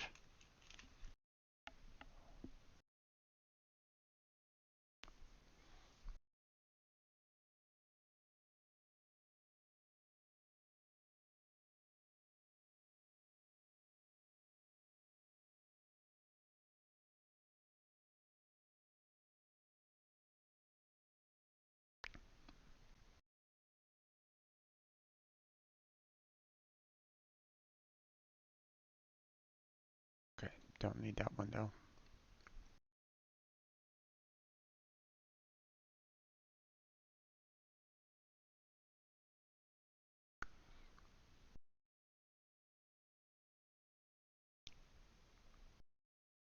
Okay, Unity, what's going on here?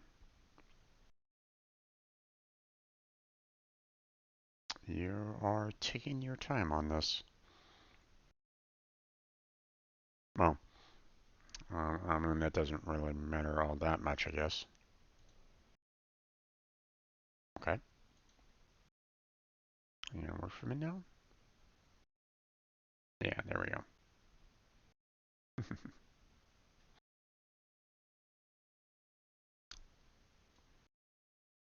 Now let's look at this map.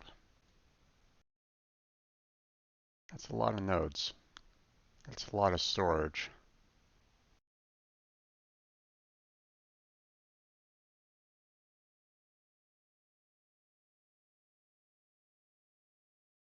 So I'm not sure. I'm not sure if I really want to do that or not. It will really save on like processing time. Like, okay, say for example, um, the at the very beginning, you're calculating all these paths all at the very beginning. You're having these AI agents just kind of walking around, um, trying to find which path to kind of take from one side to another. Um, so all these calculations are still being taken care of. They're still being kind of done. Um, but um, eventually, it'll get to a point where there might be, agents that might be wanting to kind of travel from one spot to another and might be doing the exact same path as um, previously. Like um, their one agent might be following the same path as another. So I might be saving computation time by having all these nodes being kind of saved in um, um, by saving all of them. But at the same time, I'm kind of adding a little bit more with the having to kind of for loop through all these nodes again and saying, hey, there was a change on the map. You're going to need to recalculate. Hmm, I don't know. That's what's kind of throwing me off about this. Should I should I take that path?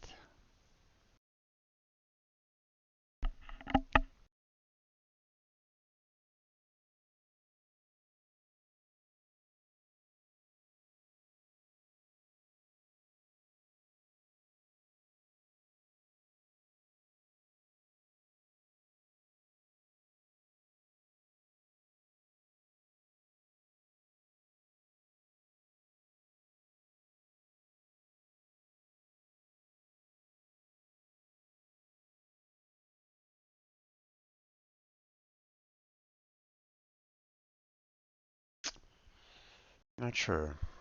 Not sure if I should do that.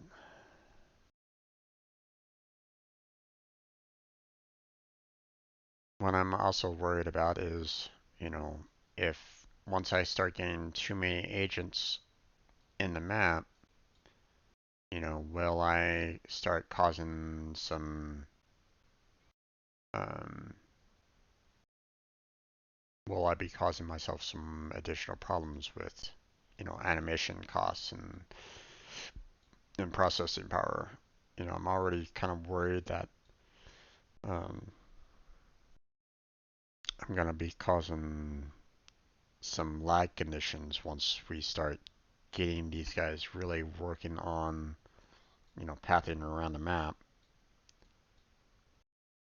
So, not sure.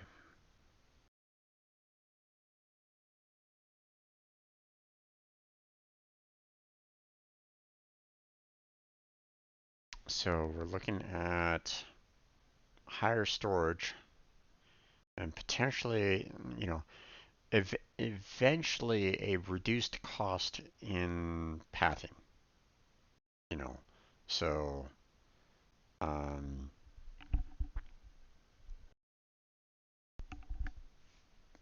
so here's how I'm looking at it. Okay, um, if I do something, well, I mean, um, I suspect if I do, something like an LPA where I store all of the paths taken, then um, then the cost of the memory storage goes up a lot, um, because each one of these hex tiles, um, you know, each hex tile stores the rest of the map for pathing. That's a lot. That is quite a bit already.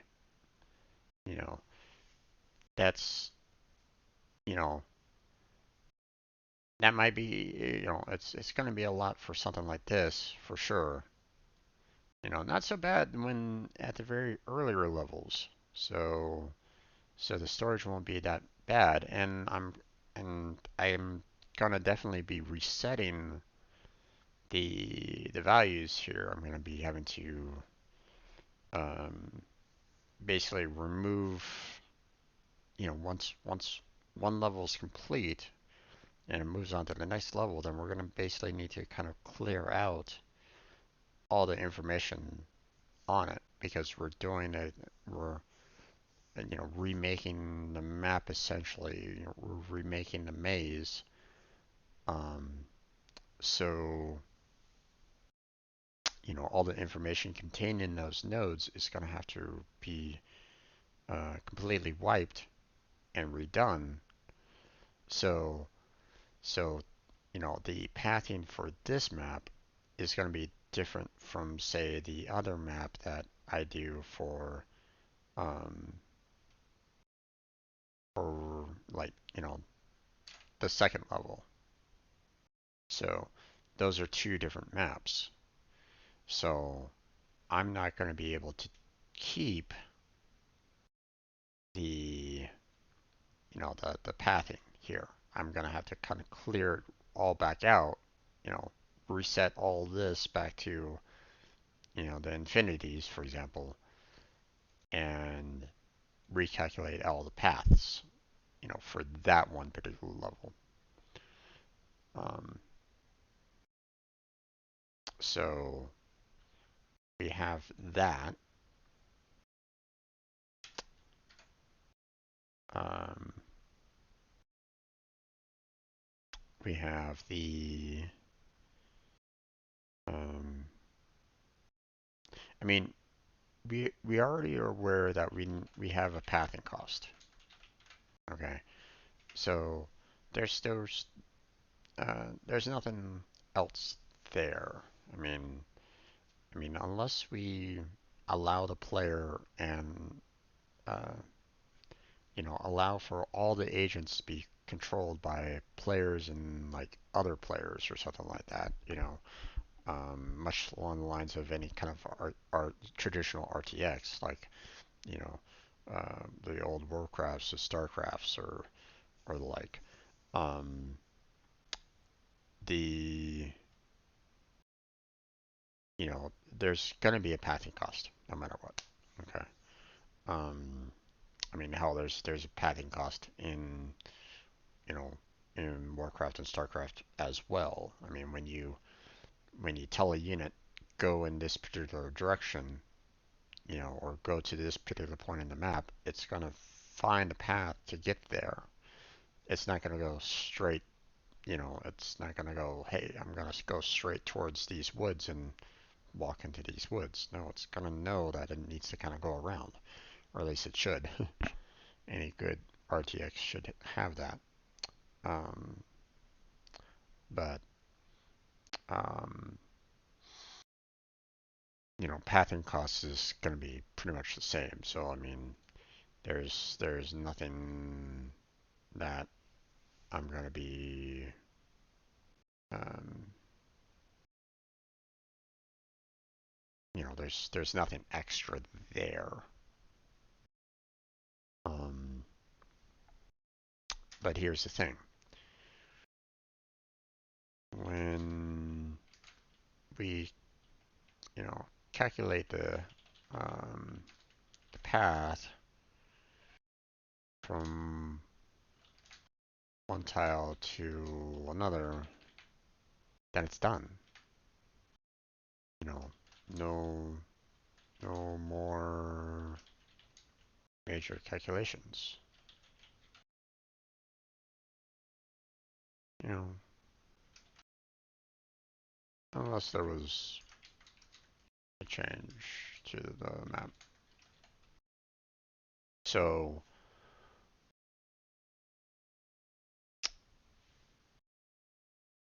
but the problem with this portion right here is while this might be true, especially when we get to a point where, um,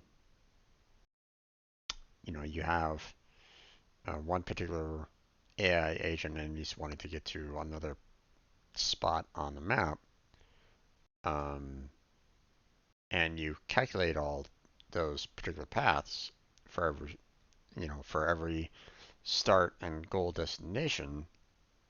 Once you calculate all those, then you don't need to do any additional calculations. It's all done. You're done. You don't need to worry about this anymore. You can reuse that path over and over and over again. Um, it's much along the lines of um, like you're traveling to work, for example. Okay, um, you're if you're driving from home to work, um, then you're going to be trying to look for that best path from from home to work. Okay, you're going to be trying to find that best street, best highway, um, bus, train, car, bicycle, what have you, to get from point A to point B, right? Are you going to be changing your path each and every single day? Not really.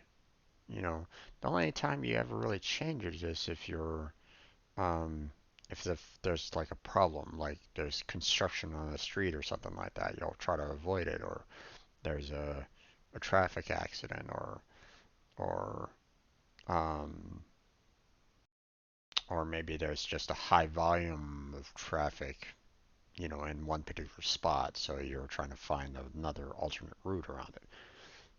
that doesn't happen every single day, though. You're going to try to find the best path, the best method of getting from point A to point B each and every single time. So once you find that, then you're going to be taking that same kind of path over and over and over again. Okay? Because it's efficient, you know. Um, if you're uh, if you're the type of person that decides that they want to travel around the entire city to get to their place of work each and every single day, then I mean, you're definitely getting an experience out of it. Hopefully, you make it to work on time. Um, but but yeah, I mean, typically when you're going from one spot to another, you don't change your path. You don't change, where you're wanting to go on that. So um, so when you get to a particular hextile and say, "Hey, I'm going to destination B," and the hextiles goes, "Oh, well, I already had someone take that route before. Just follow the same route. You're gonna get there perfectly fine." That saves quite a bit of hassle. You don't have to like study the map or study traffic conditions or something along those lines to see whether or not that path is going to be good for you or not. So eventually there won't necessarily be that many calculations left, or there won't be that many like major changes to it because it will just kind of go, oh, okay, well, you're trying to get from point A to point B. I already know it. This is the path that you want to take. Done. But the problem is that you're still dealing with initial calculations to begin with. So, so where's, um, if I don't store everything, then I'm having to do calculations each and every single time. And for this game, the amount of monsters doesn't, well, I mean, right now I'm not trying to cap the, I'm not trying to cap the amount of monsters or whatnot. I'm gonna have just as many monsters as there are tiles for the most part. Um, so, there's gonna be just enough monsters for all three factions in this particular case to fill out this entire map. You know, one monster per tile. So it will get to a point where, our human player is going to get in trouble if they're not careful, if they don't rush through if they don't figure out a way to um, get enough resources together to move on to the next level. But the problem is that animation might slow down, you know, and that's a concern of mine with all the calculations that are going on and with the sheer amount of potential agents that are on the map, then that might slow down the overall processing of everything. So tough decision. What am I gonna do?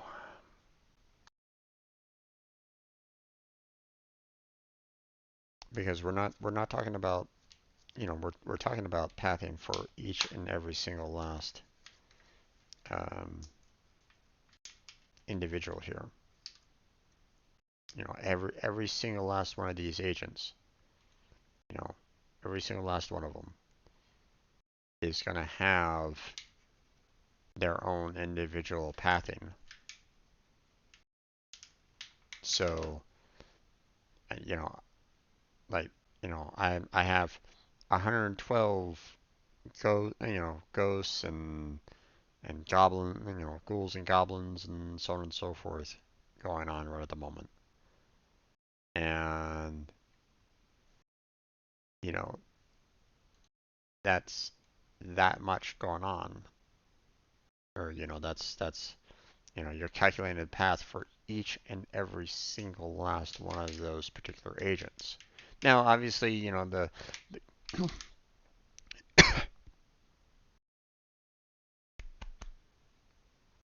excuse me, the pathing or the of um, amount of agents, um, does change. They do the some will be removed, um, some will go back to their original cities. Um, you know, um, the human players will be captured by the monsters. Um, so there will be a flux, in terms of the amount of agents that are being shown on the map. But um, will I get to a point where there's just too much going on? That's what I'm kind of worried about.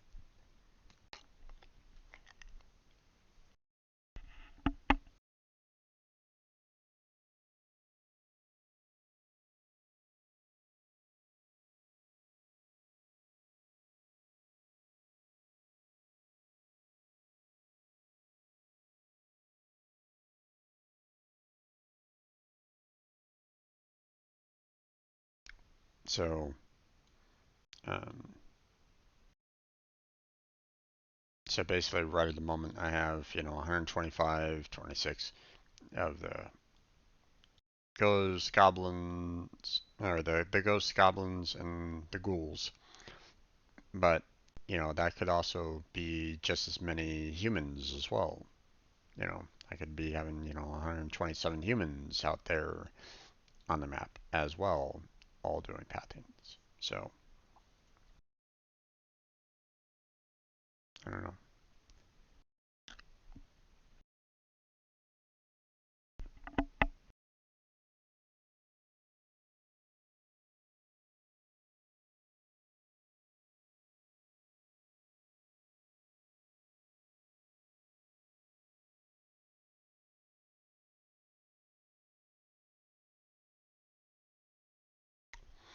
Okay. Um,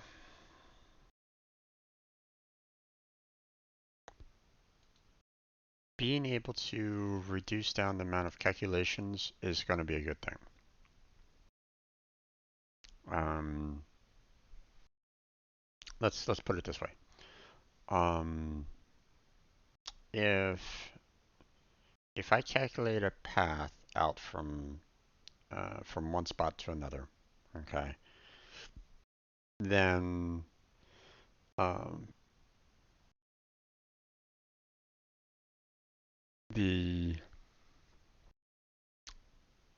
it try to recalculate out those um,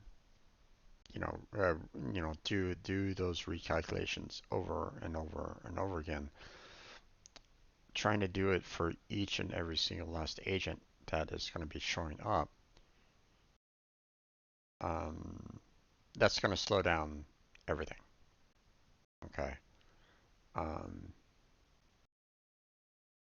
but if the path is the same for all of them, you know, then I won't necessarily need to worry too much about it. So always afraid that I don't have my mic on.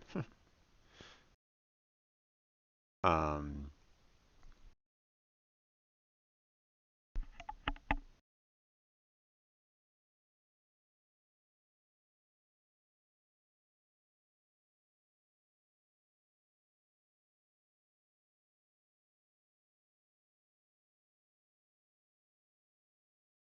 okay. Um, so if this is going to be the case, then I'm going to need to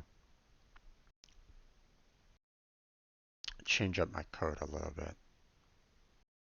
This is going to be a little interesting. Um,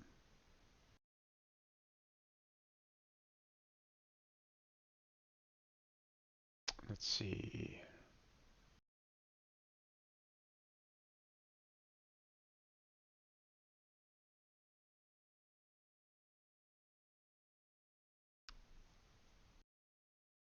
Sounds good there, Jedi. No worries there, bud. No worries.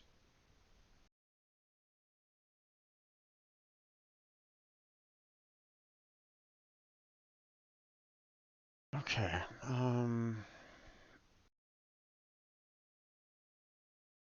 So let's change these back to their original default values. Um, and we're gonna want to do um,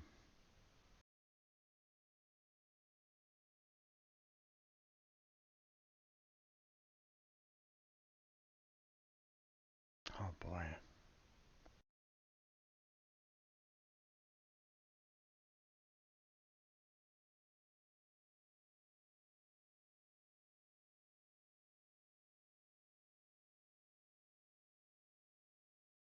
How am I gonna do this here?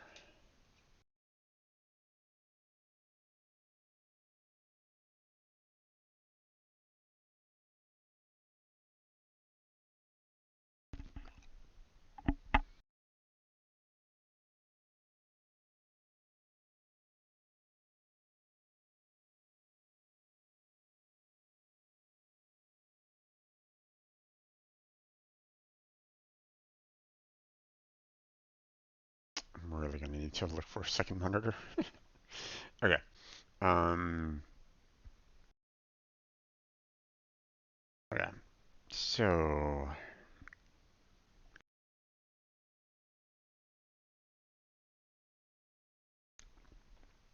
this is the the board manager here. It's meant to kind of control all the tiles where the resource tiles are going to be at, um, where the city tiles are going to be at, and so on and so forth.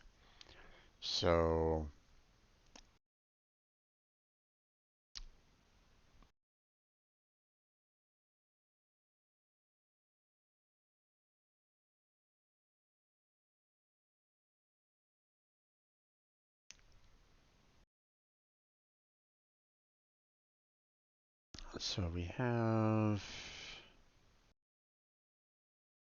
the nodes. We have the hex tiles here, hex tile keys there.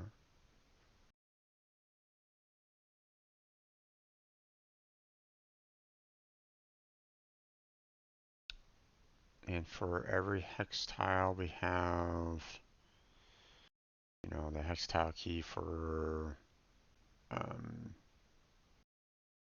for itself as well as those around it.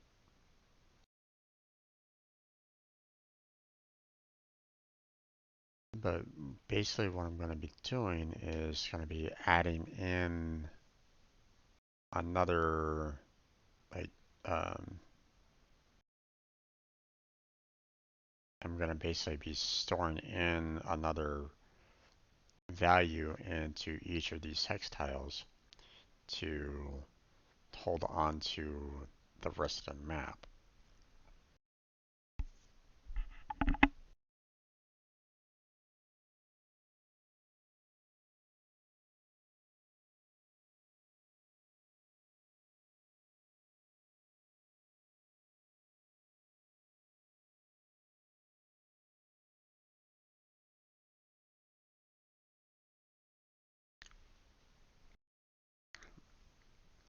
here's the other thing that I'm kind of wondering about. Um, if if I have a um,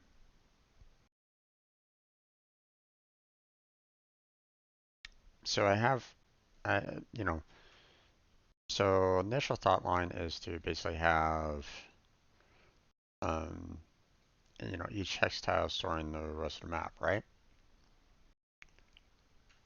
Um, how is it supposed to know the path?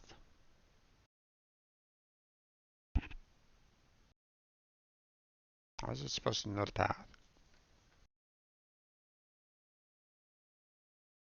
We can definitely tell the agent, hey, you're gonna want to take, we can return back a, like um, like an array list or something along those lines, basically saying, hey, you want to go to this node, that node, and that node.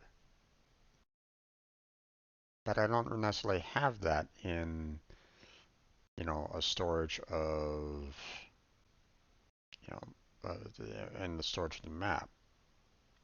So, for example,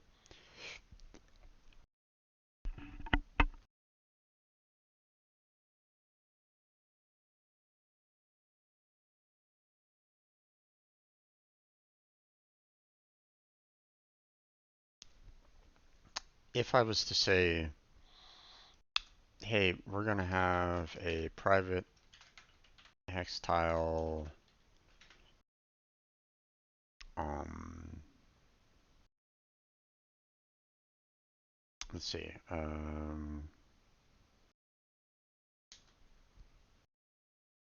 see what, I don't know if there's like an array list for C sharp again or not. So let me just kind of do something, sorry, I've been working with Java lately, um, so if I do something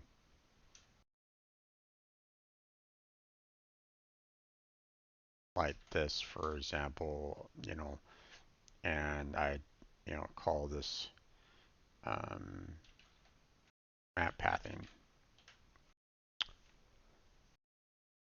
this will store, all the tiles in there. Sure, we can definitely kind of try to say, hey, um, for um,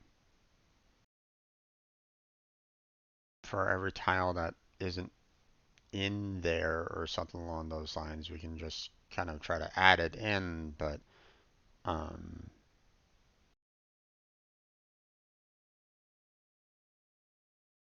but how are we going to get a pathing out of it? You know, um, this will store a hex tile, but it doesn't really show you um,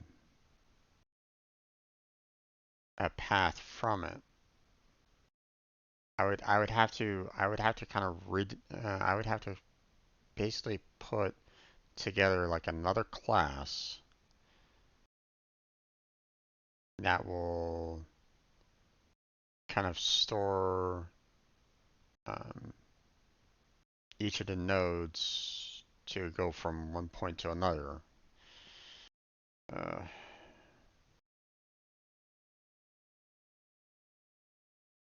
if I want to do it this way, because I can't do it here. This is you know um, I would have to I would need something different inside of here. Like a new class, a new public class that I can kind of put together that can basically do um, something that will kind of store, um, like if you get to this one particular spot and you're trying to get to another node or to another destination, um, then it's going to tell you the path that you need to take in order to get there. So it's going to need to know, it's going to have an array list that stores all the individual nodes as you do the path. Um,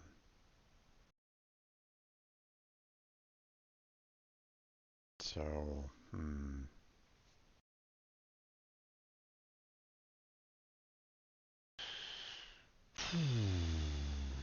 boy, what am I gonna do here?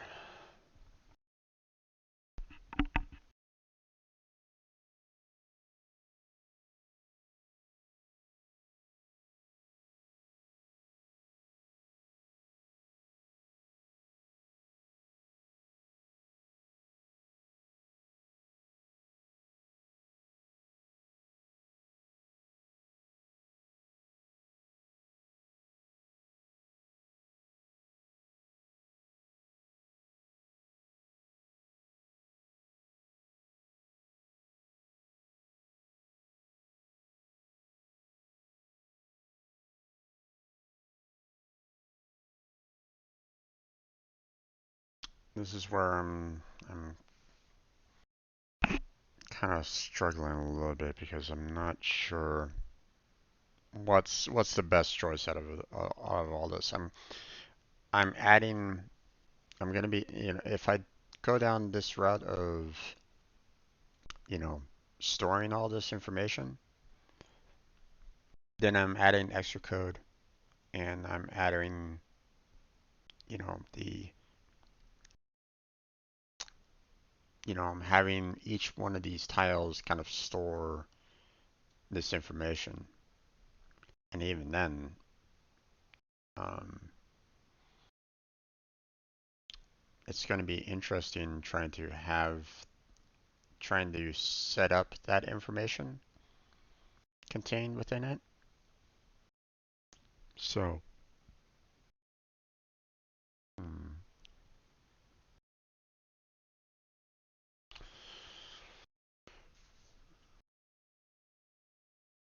oh, hmm, okay, I'm gonna take a drink real quick.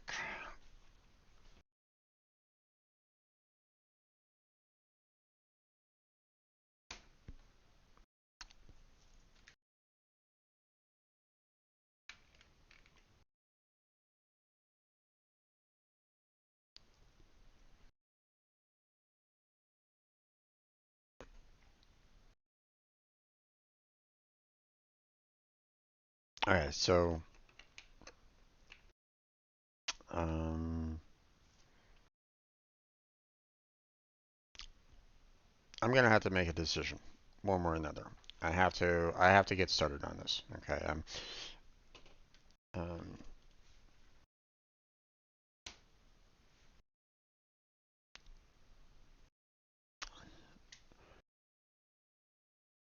there has to be a conclusive decision as to how I'm going to kind of approach this particular problem.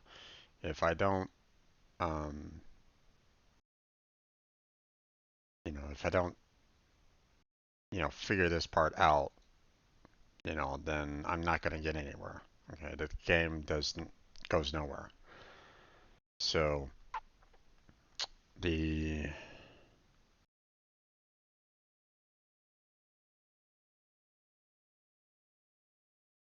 so this is the make or break moment here. Um, and even then,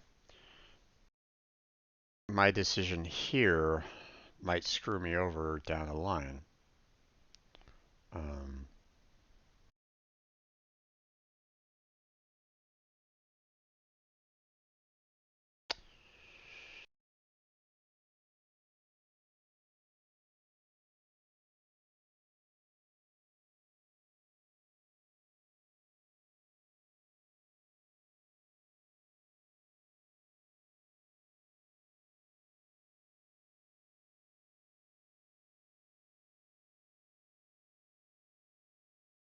Yeah. Okay. I'm gonna have to. I'm gonna have to keep on going with the idea that I have for this, trying to actually store this somehow.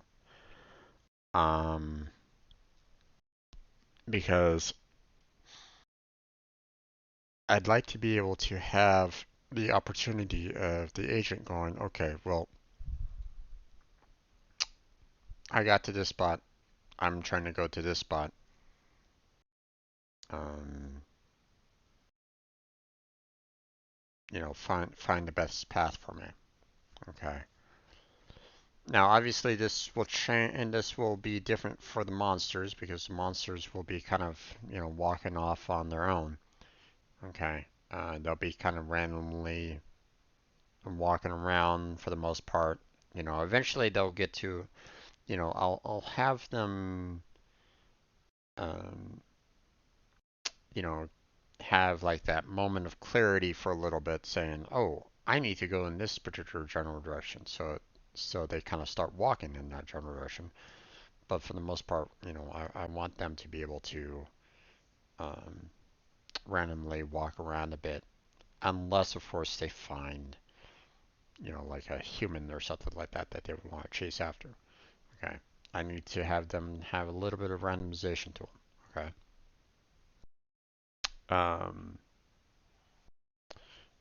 So so there's that.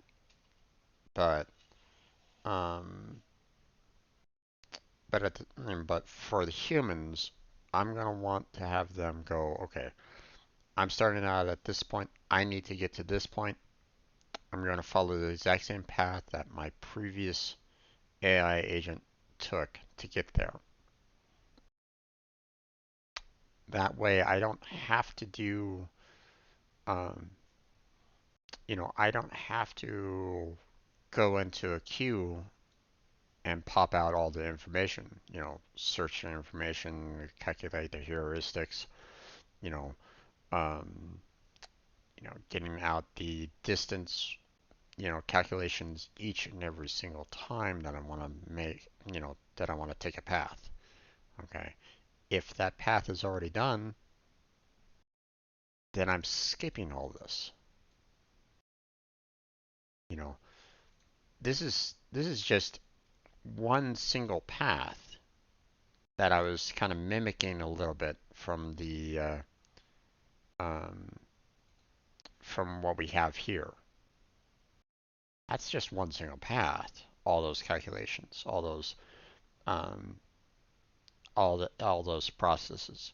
So if I could basically say, hey, I've already done this once. I don't want to do it again. Done. We're you know, no more calculations.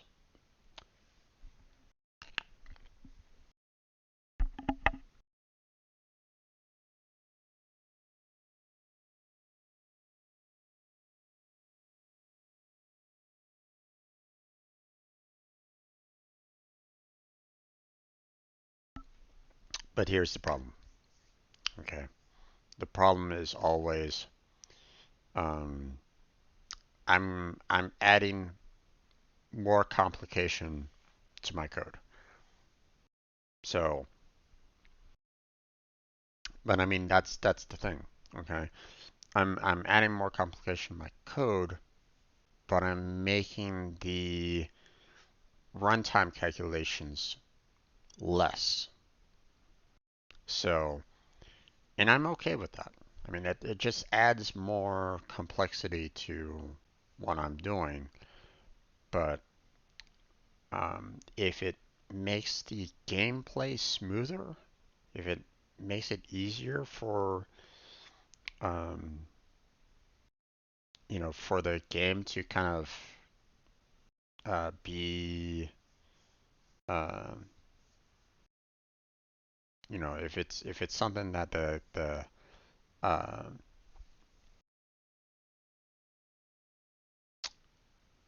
um, if it's something that the will speed up the overall gameplay. Okay. it won't slow down the rest of the gameplay, it will make it faster overall, then that's going to be a good thing. Okay? I don't necessarily want players playing the game and suddenly seeing as they get into the, you know, into the final levels, into the more complex levels, to get, the gameplay starts chugging and slowing down and going blah. You know, I can't handle these calculations. You know, I don't want that to happen. Okay. Um, you know, uh, that would pretty much be the end of my my game development career if I had that happen to my very first game, right? Um, so um, so that's why I'm trying to head it off now to try to take care of that so it doesn't happen, you know, as the game kind of progresses along. Now, it might take a little bit of time in terms of like loading the next level. Like if you go from one level to another, there might be a certain amount of time taken um, to um, to remove all the information stored. Put the new information back in and then reset it to allow for those new paths again. But I mean, if I have like a loading screen for every level or something along those lines, if I notice the fact that um there's a I mean, I haven't even gotten into the point of transitioning from one level to the next. Okay, I haven't gotten to that point yet. Okay, that will eventually need to be handled by the game manager. Um, so when um, so when there is a game win or game lost or something like that, then I will need to update the level. Okay,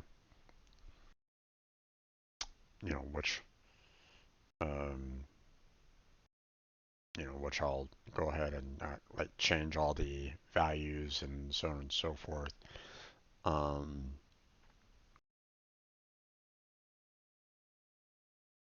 and I'll deal with that when the time comes. Okay, but for now, um,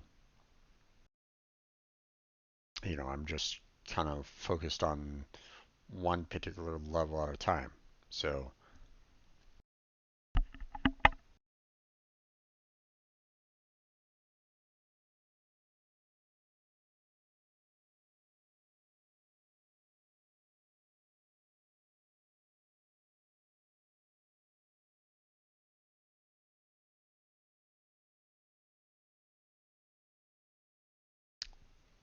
so with that being said, I need something else here, and I need to make sure that I have like an array list of some kind. Um,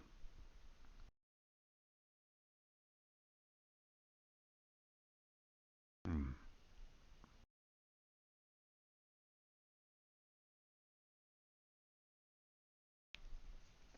Something that will kind of store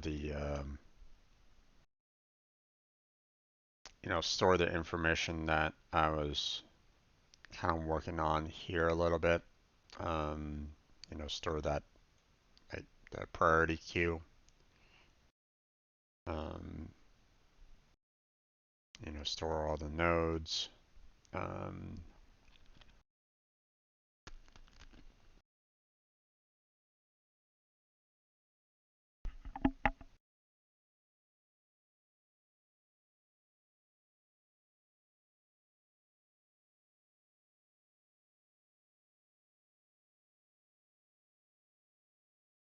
so okay, let me Hmm.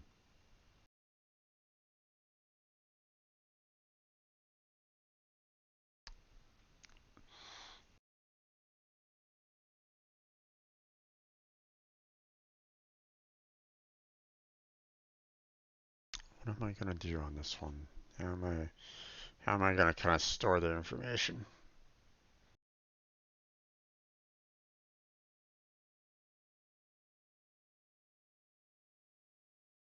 Hmm.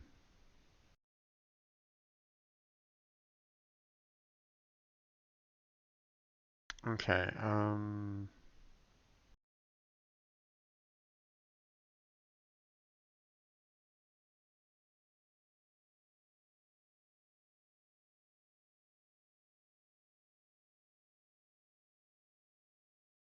Need to be careful with this here because I want to make sure that um,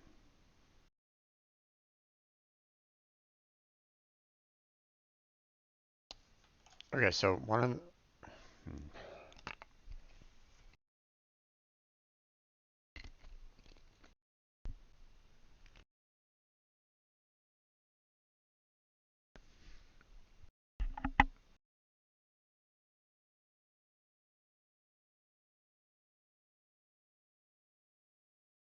okay.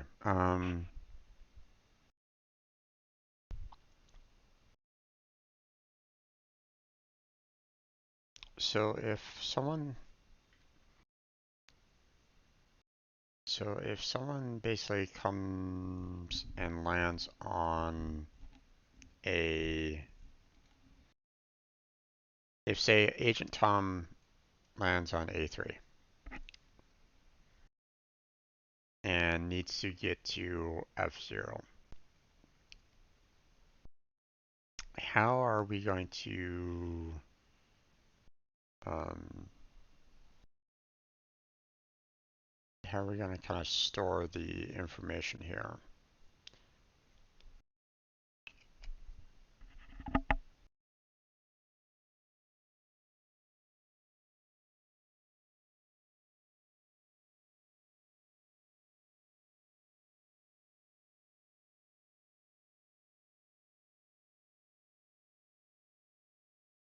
Because um,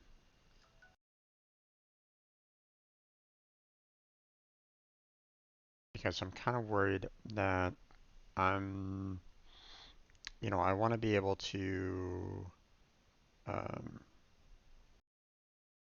quickly get to,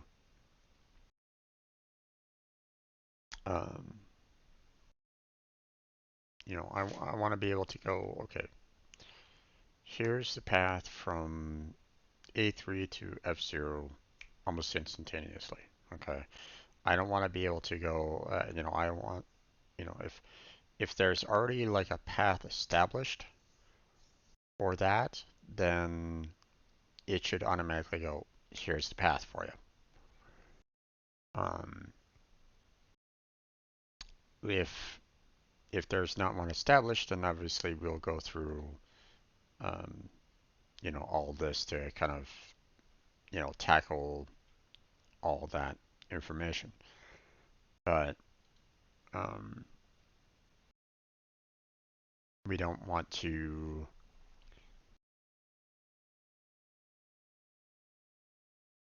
we want to quickly be able to kind of go, okay, we're at A3, so that doesn't really need to matter all that much. We just are curious about the destination. So if we say our destination is F0, then we're going to need to know that, F0 is our destination, you know. Um, Problem is that I don't really have anything good along those lines. Nothing that can kind of stand out and say, hey, destination, this is destination one, this is destination two, so on and so forth. So,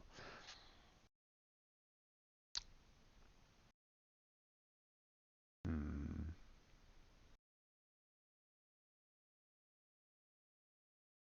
unless I actually put in a specific key and just kind of do like a numbered order on it.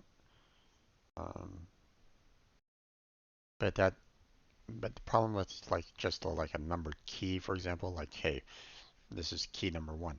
I'm gonna have to scan through each and every single last one of those value. I'm gonna have to scan through that list.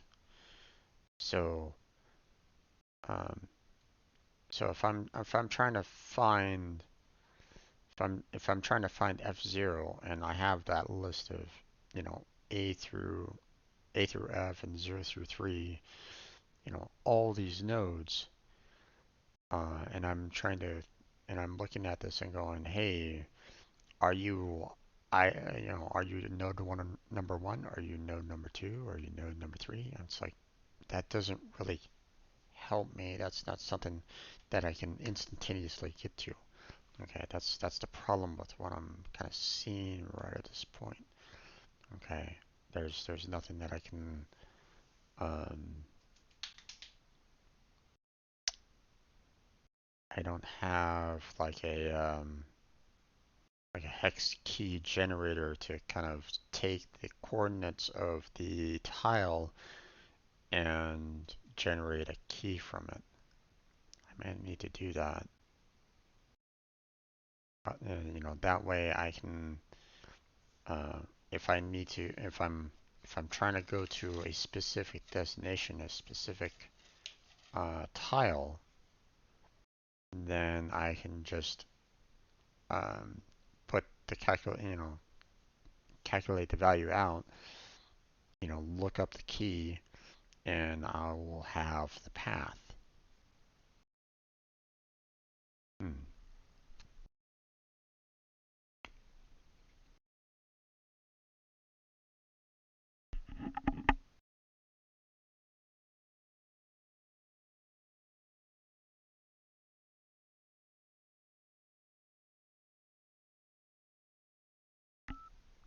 So with that in mind,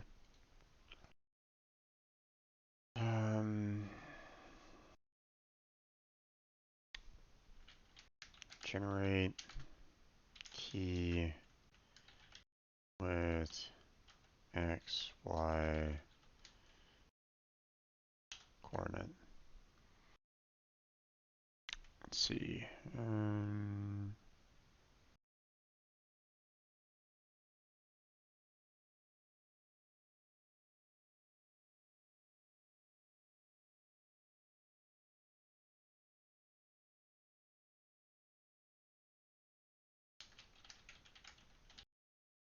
Seeing values in there that's like um,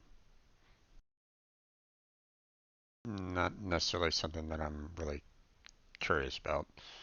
Um,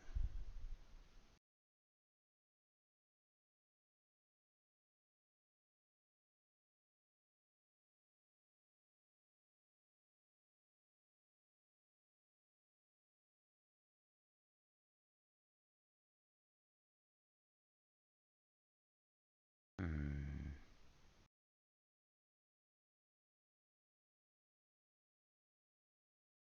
no, I don't really care about this.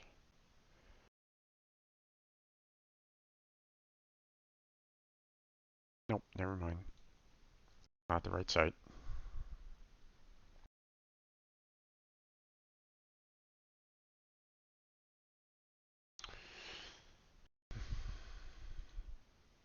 Let's see.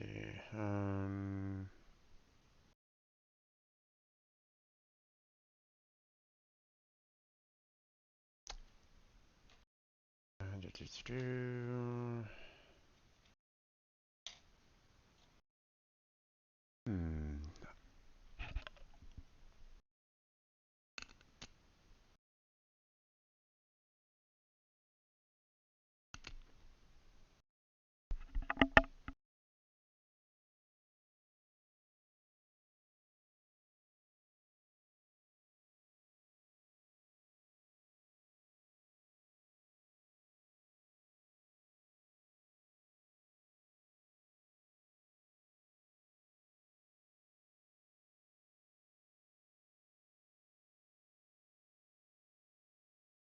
Okay, let's see. Um,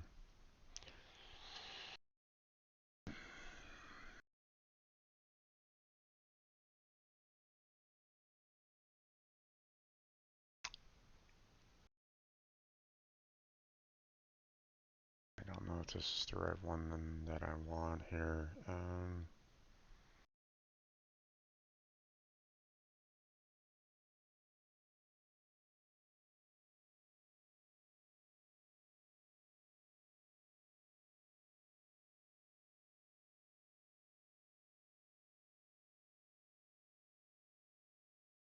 Let's see.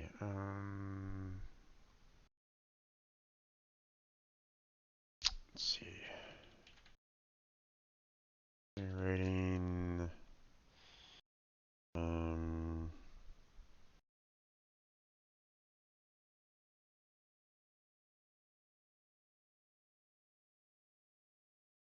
nice.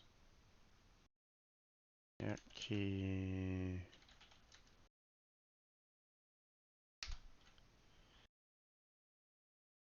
Let's see.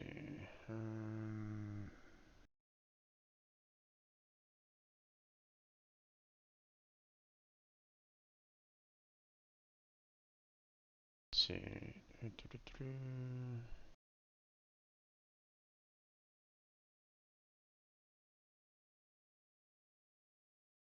Hmm.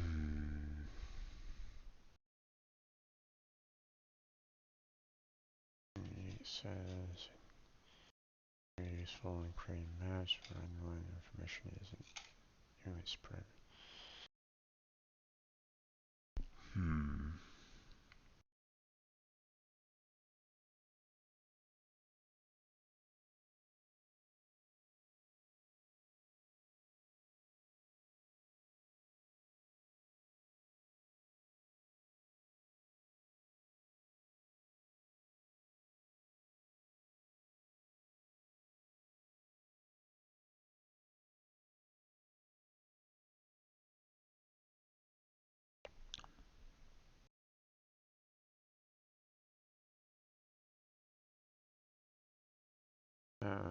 Let's see. Hmm.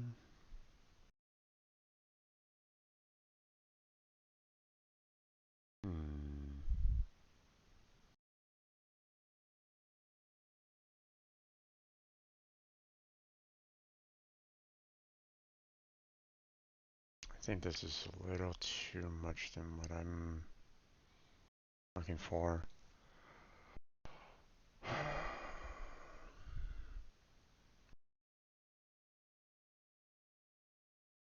Let's see.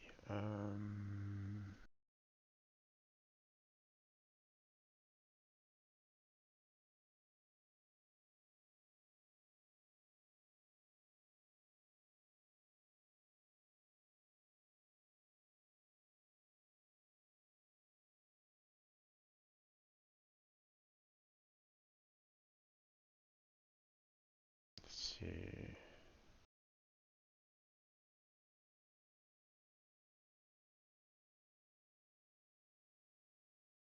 Hmm.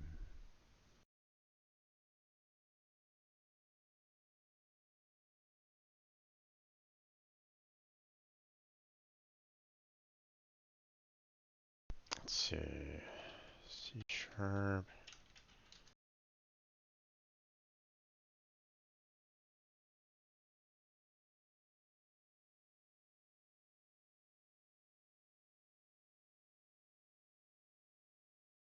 Hmm.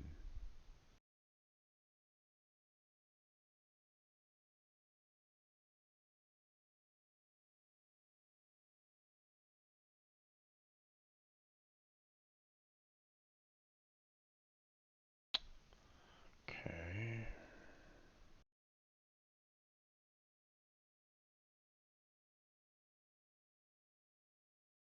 Quite what I'm looking for. Hmm.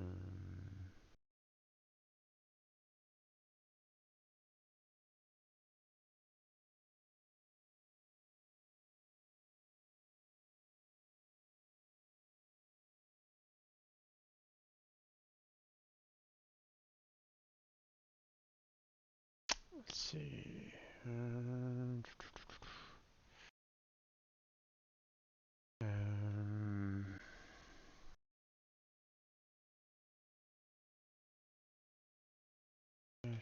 G X Y.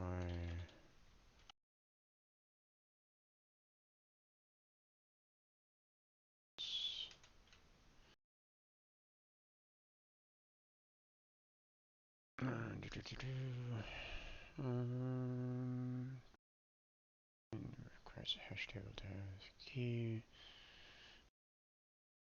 Find and help them which may believe I'm doing something wrong. I'll use them this way.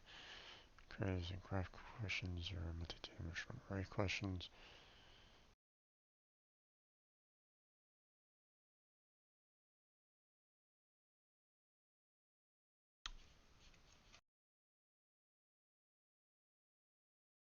Um,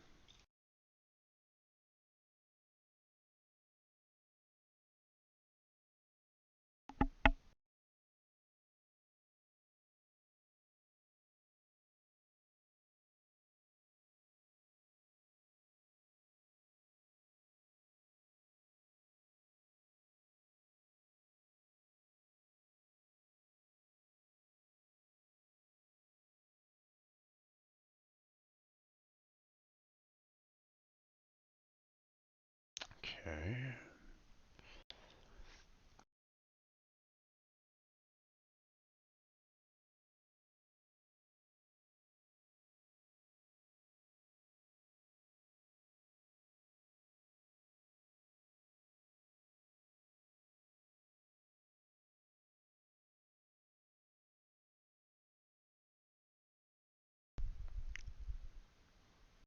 Okay.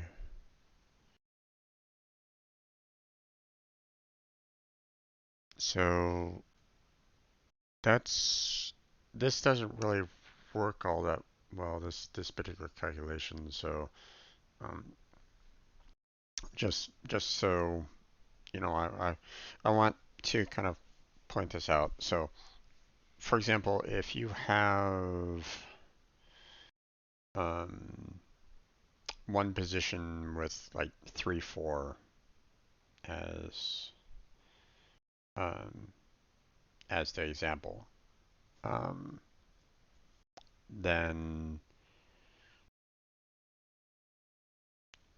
you could have another calculation that might be the the same kind of answer, or at least has the potential for being the same kind of value, maybe. Hmm.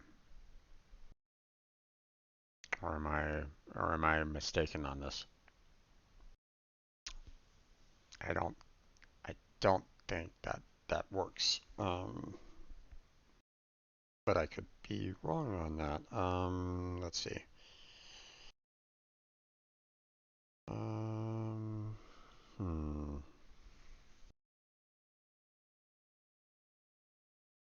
I'm not, while I might be strong in math, I'm not brilliant in math. Um, let's see.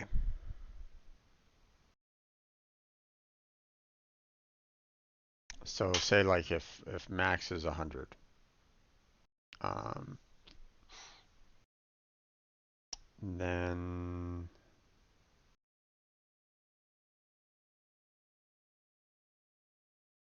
let's see. Could I actually generate a value that is is basically the same value using these two separate the different x and y's. Hmm.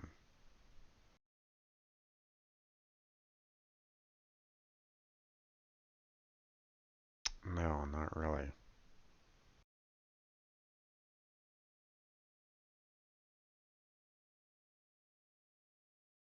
Is there a possibility of having duplicate? the same duplicate numbers doing a combination like that?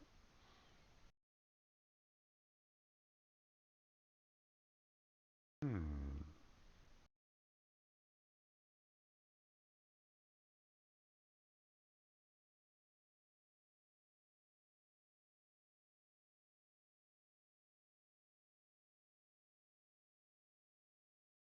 No, I don't think so.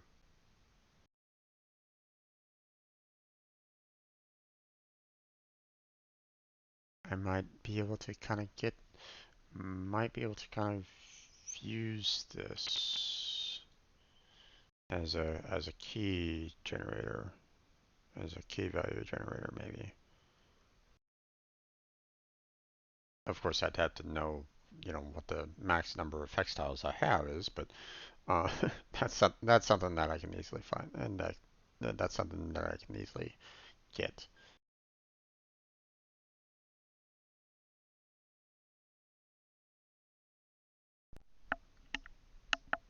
I didn't have my music playing in the background. Um, let's see.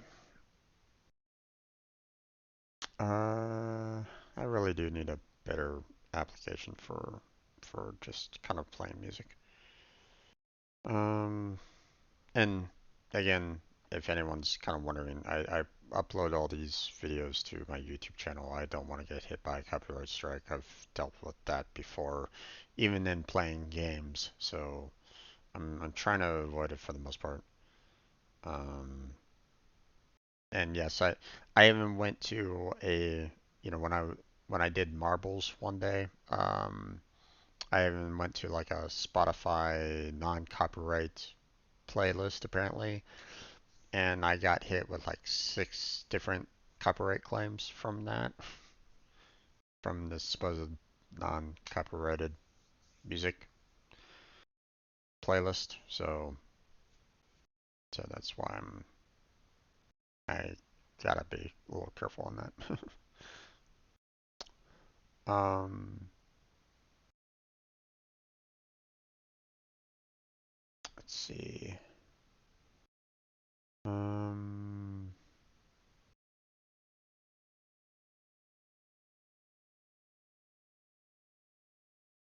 see related answer. Let's go ahead.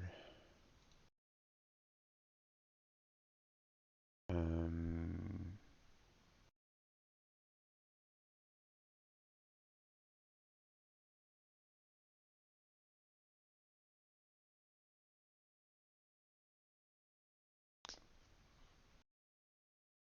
Trying to make a dictionary lookup table in C sharp. I need to resolve a 3 tuple values in one string. And raise its keys. Didn't work. Don't know what to do. At this point, I'm considering making a dictionary. Dictionaries. Oof. That would probably not be very pretty to look at. It's how I would do it in JavaScript. Um,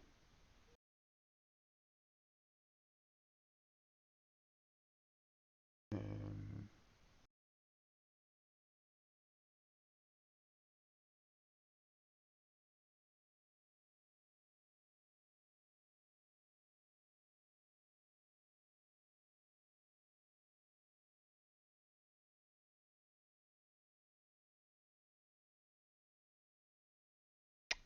let's see.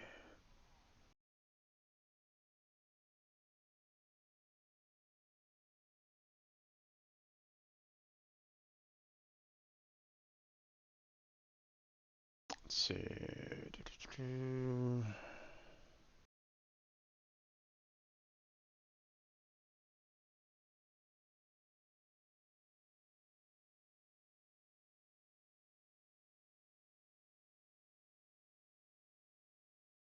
Okay.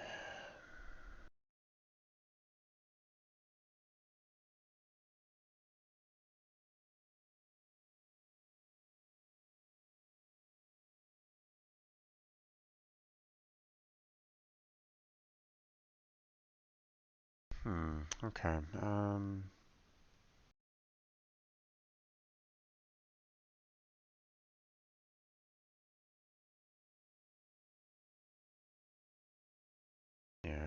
think this is probably just going to be the easiest method overall. I don't know the max number of tiles per level. Um, so that might change overall, or that might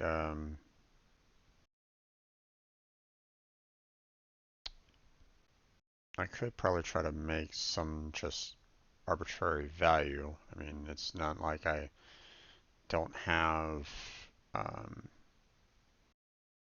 the um, values of this. So,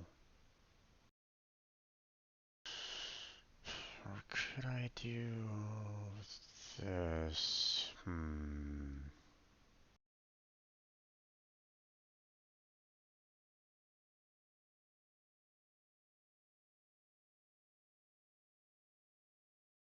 Could I get the hash code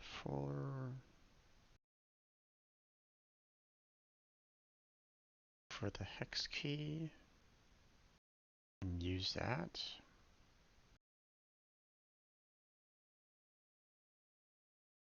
I mean, it should be unique for the most part.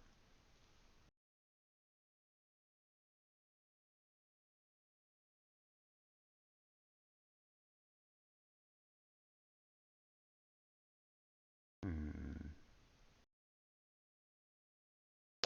Okay.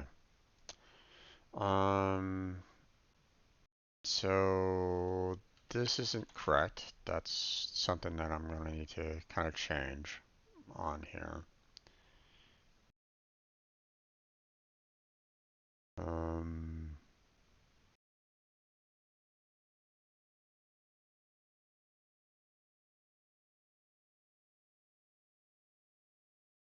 I really should be moving the hex tiles and like um, to their own files, to be honest.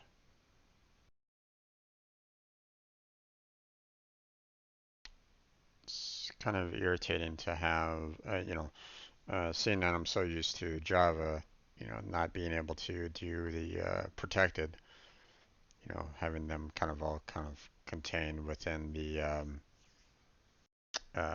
package, um,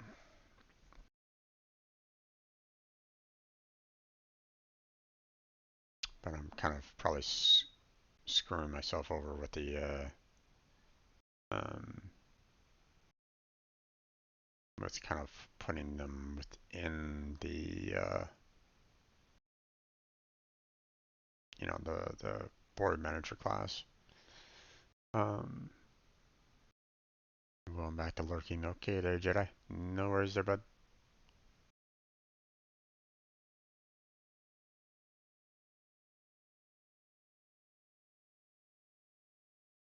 Yeah, let's go ahead and let's see. Create a new file for next tile key. No, it's on CS. Rename. There we go.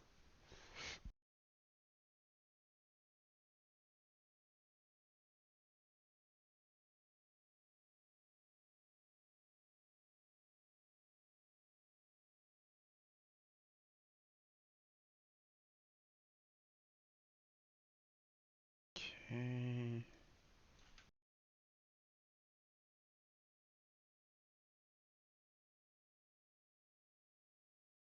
Let's see. Now we'll do another script file. Style.cs.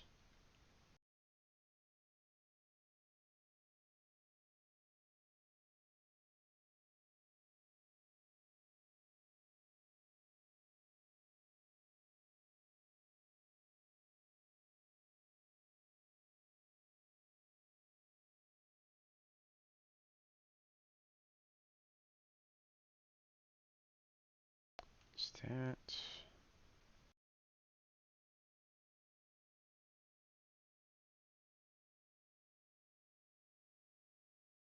Okay.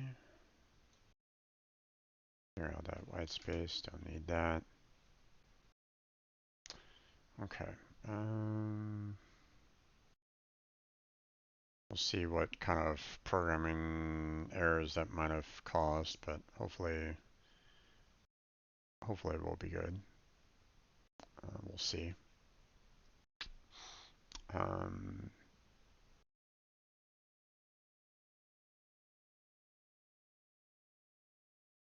let's see what I want to do. Um,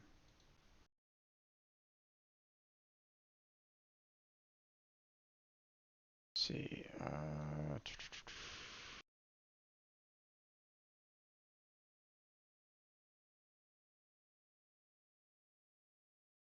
What the hash table should do, right?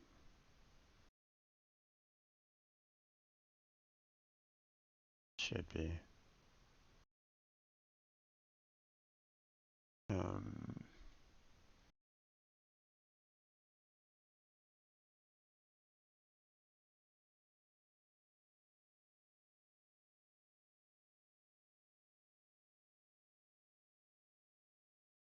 hmm.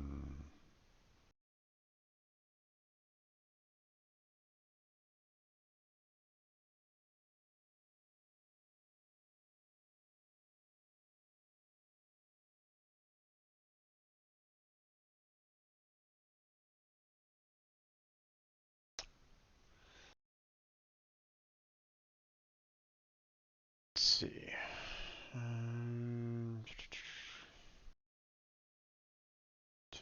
Non-generic collection means it stores key value pairs in any data types. So data types. Hash tables thread safe.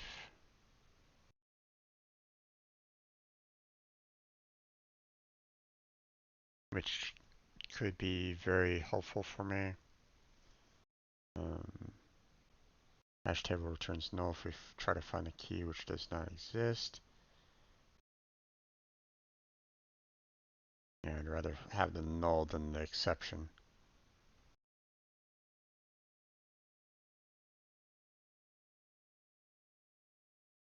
Data retrieval slower than dictionary because of boxing, unboxing.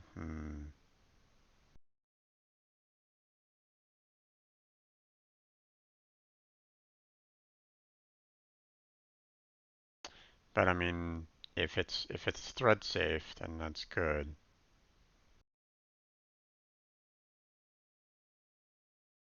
So, and the members inside the dictionary aren't always going to be static. They're not going to be um, oh, actually, could they be static?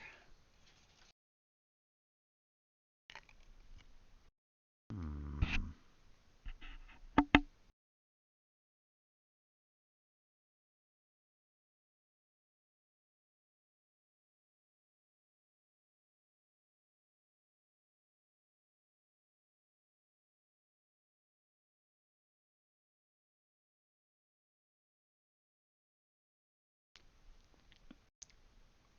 The members could be static, maybe. Hmm. Sorry, I'm kind of trying to mentally figure out whether or not I can actually do that or not.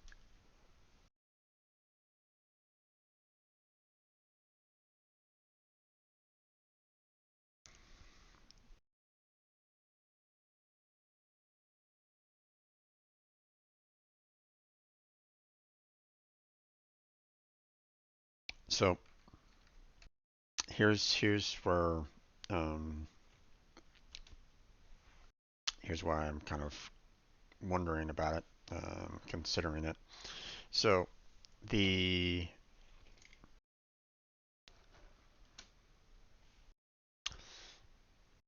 this dictionary slash hash table, it's meant to kind of store these new kind of data types, or this, I'm going to be doing um, a new script here. Um, well, I'll just call it, let's see, XPath. Okay. Um, so this, public class XPath, it's meant to, um, if you basically say, I need to reach this particular destination, uh, like if you um, basically say, hey, here's where I need to go. Here's this hex tile key. Um, it's going to look up uh, the dictionary, or the hex tile is going to have this hash table or dictionary or something along those lines with the key and this hex path value associated with it.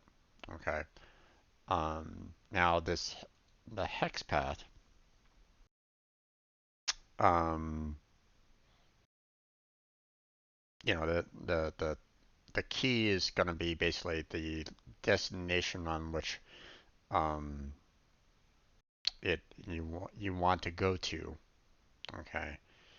And the hex path is going to basically contain that particular route, from one location to another. Okay, so um, the um,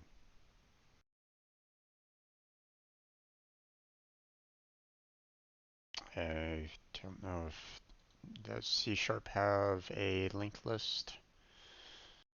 Most likely.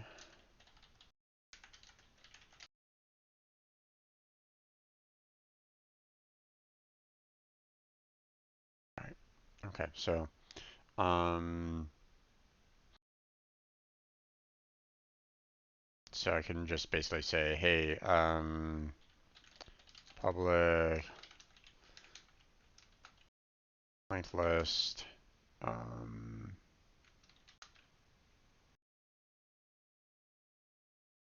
hex tile keys, um, let's see,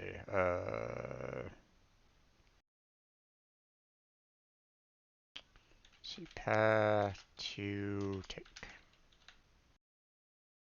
Okay, so um,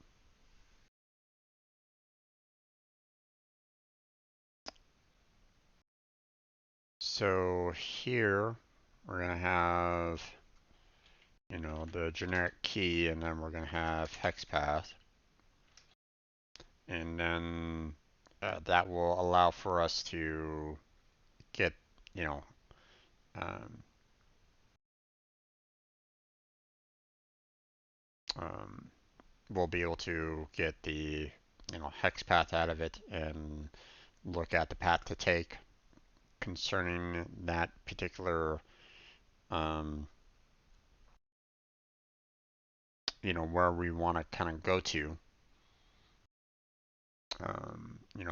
our destination, which is based off of the key.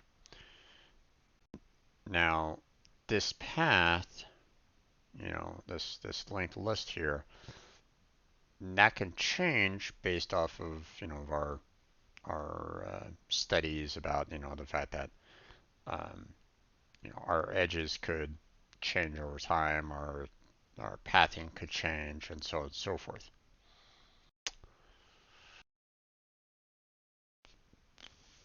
So,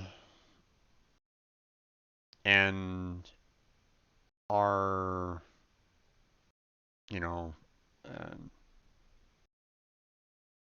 our values are going to change. Our pathing is going to change. Um, our values are going to change in each one of these hex paths.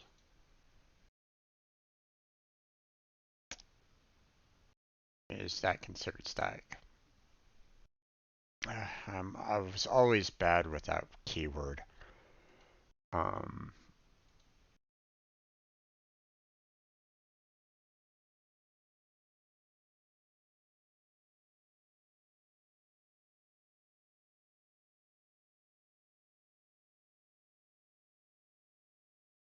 mm, Technically, I don't necessarily want an exception anyway, and I want something that's always going to be thread safe, no matter what. So, you know what? I think I'm just going to get and do that. We're just going to um, do hash table, and then let's see.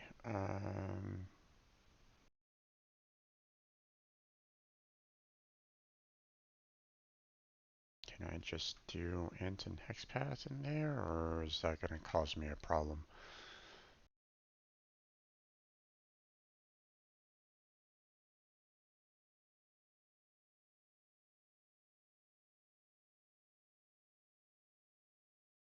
Hmm.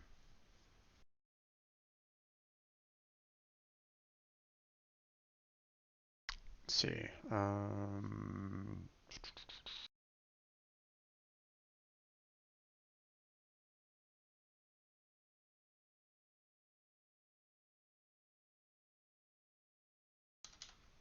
Let's see. Public hex path. Um, Get path. I need the um, uh,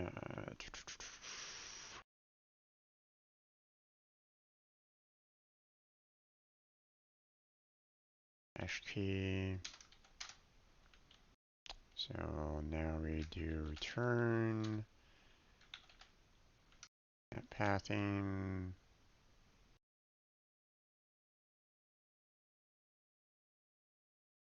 Hash key. Let's see, hold on.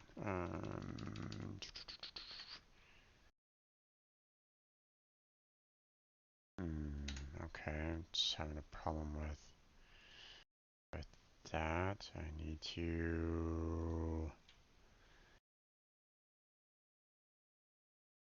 let's see.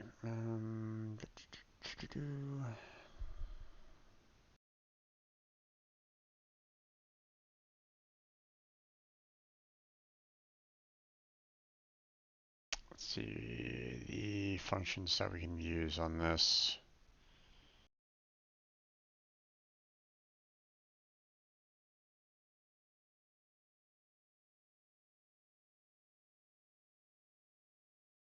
Let's see.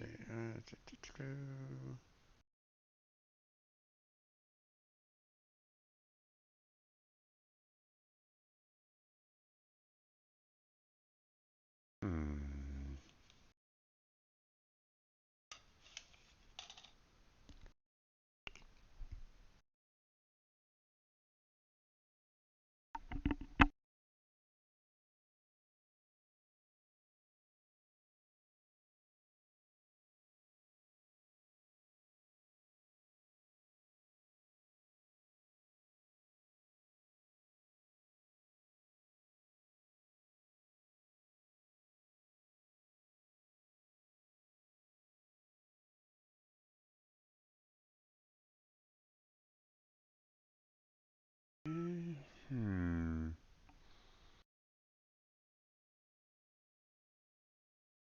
I don't necessarily want to remove it. I just want to get the value out of it. Hmm.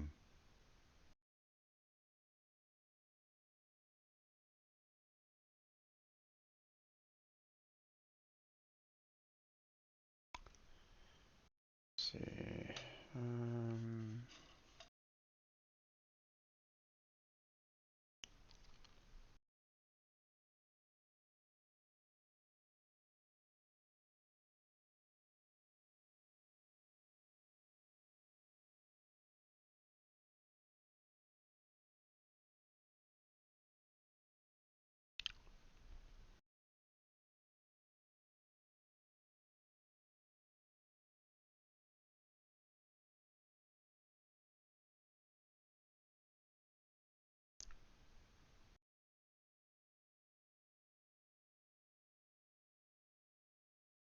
hmm.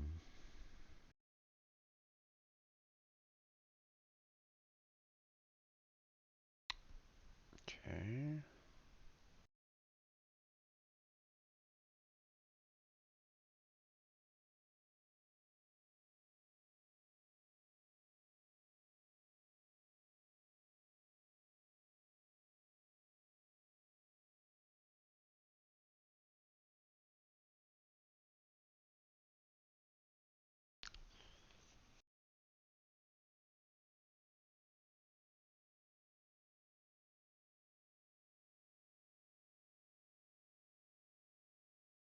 Hmm.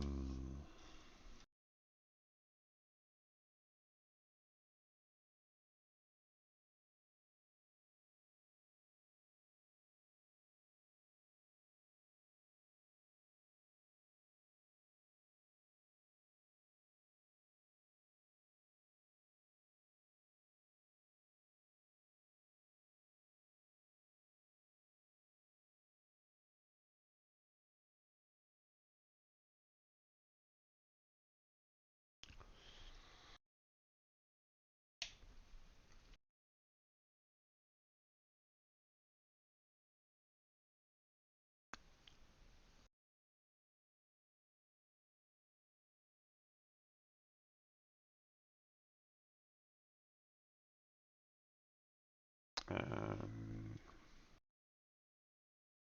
get value by key.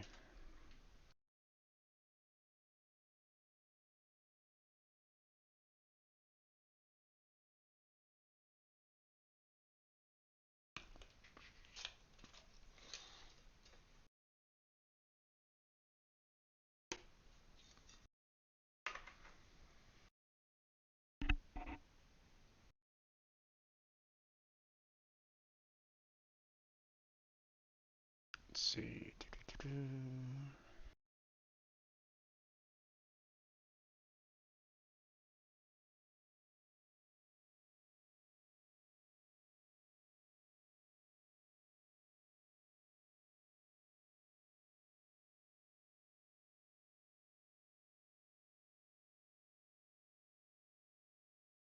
Okay, so just putting it like a standard array is enough to get the value out of it. Okay. Um, I mean, if that's the case, and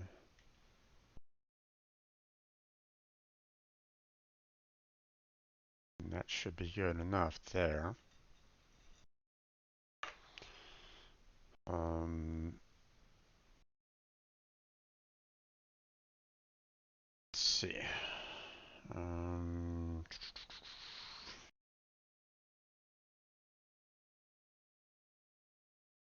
let's see. Public int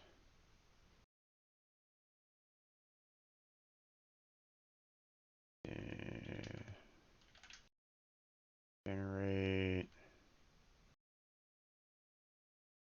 um, hash key int x y.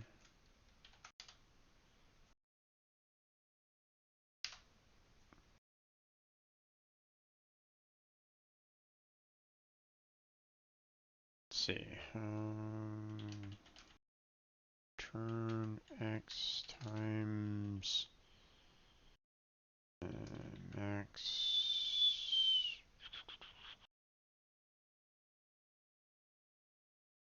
tiles.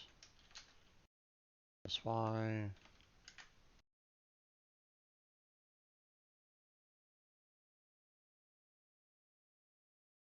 Um,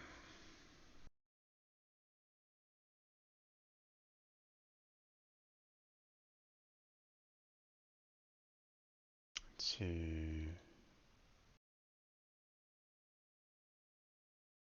I know the length is something that I use to kind of make the necessary calculations for building the board.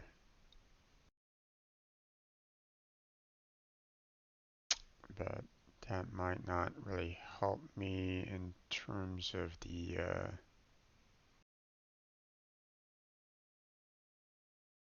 the number of tiles. I mean, I can always just kind of create an arbitrary number out of it, something that I definitely will know that it's, you know, I won't have enough tiles anyway. Like I can put like 1,000 down and, that should be perfectly fine. I won't have enough tile, my maps won't go over 1,000 tiles. At least it shouldn't. So,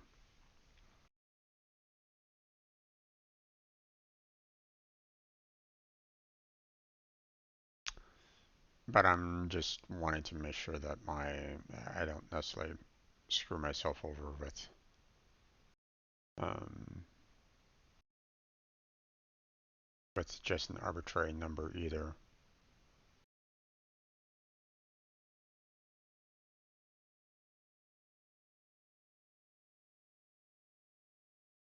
Yeah, I'll just put it down anyway. Actually, this will most likely need to be public. Int max tiles. Just put a random number there. Um,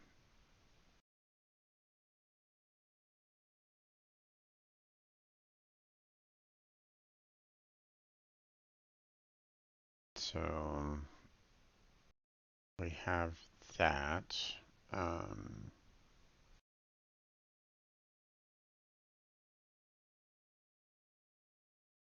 let's see.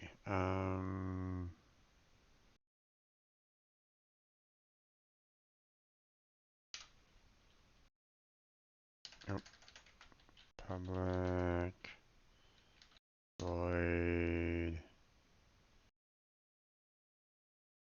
remove path.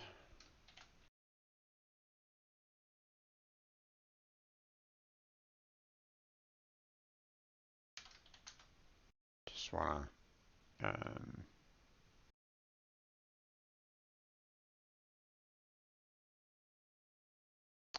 let's see. Let me make sure that I get that correct here. Let me make sure that I don't, I mean, there's the add, but I want to make sure that I have the remove correct as well.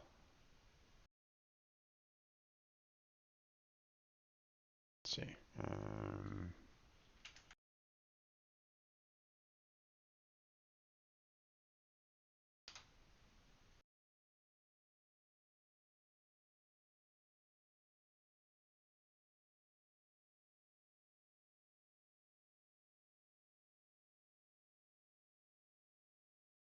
Right, I just have to put in the specific key. Right.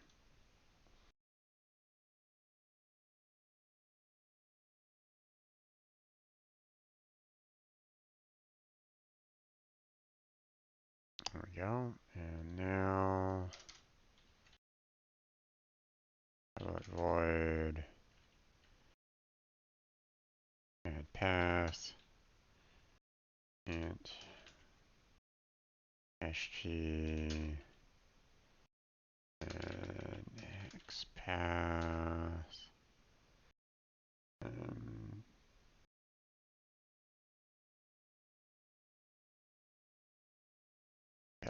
dist.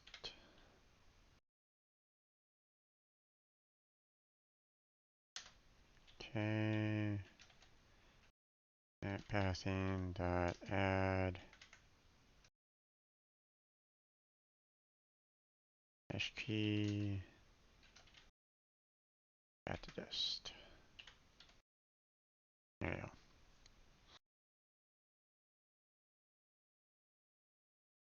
So we now have more contained within the hex tile here. We have the hash table map pathing, where we take in, in order to get the specific path, we can just basically say, okay, we landed on this particular hex tile. Here's the coordinates that I can generate with this. It goes inside map pathing with that particular key, pulls out the hex path, which will then, we'll go over here and basically say, okay, here's your path to take. Um, if if the key isn't found, then it returns null. So um, so we don't necessarily need to worry about any kind of exceptions. Um, uh,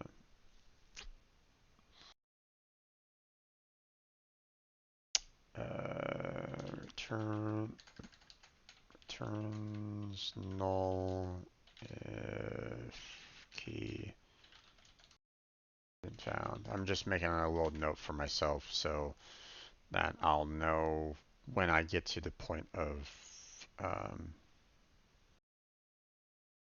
you need to kind of put this into the pathing system, then I'll know, hey, we check to see if we have a path already generated. If not, we're going to go about and generate it, using the whole pathing system to get, to generate the path. And then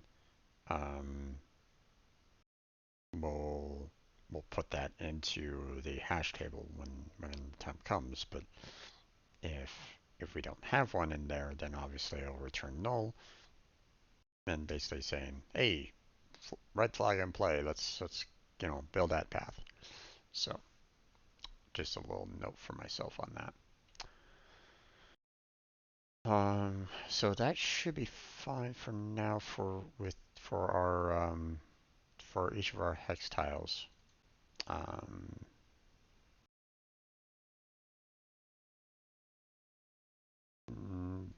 Now it will be onto our hex path, and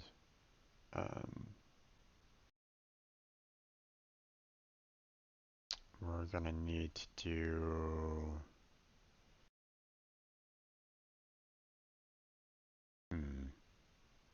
let's see.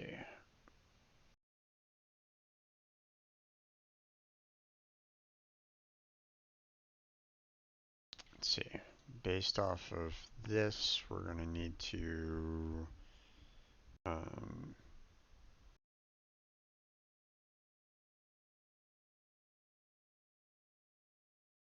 hmm,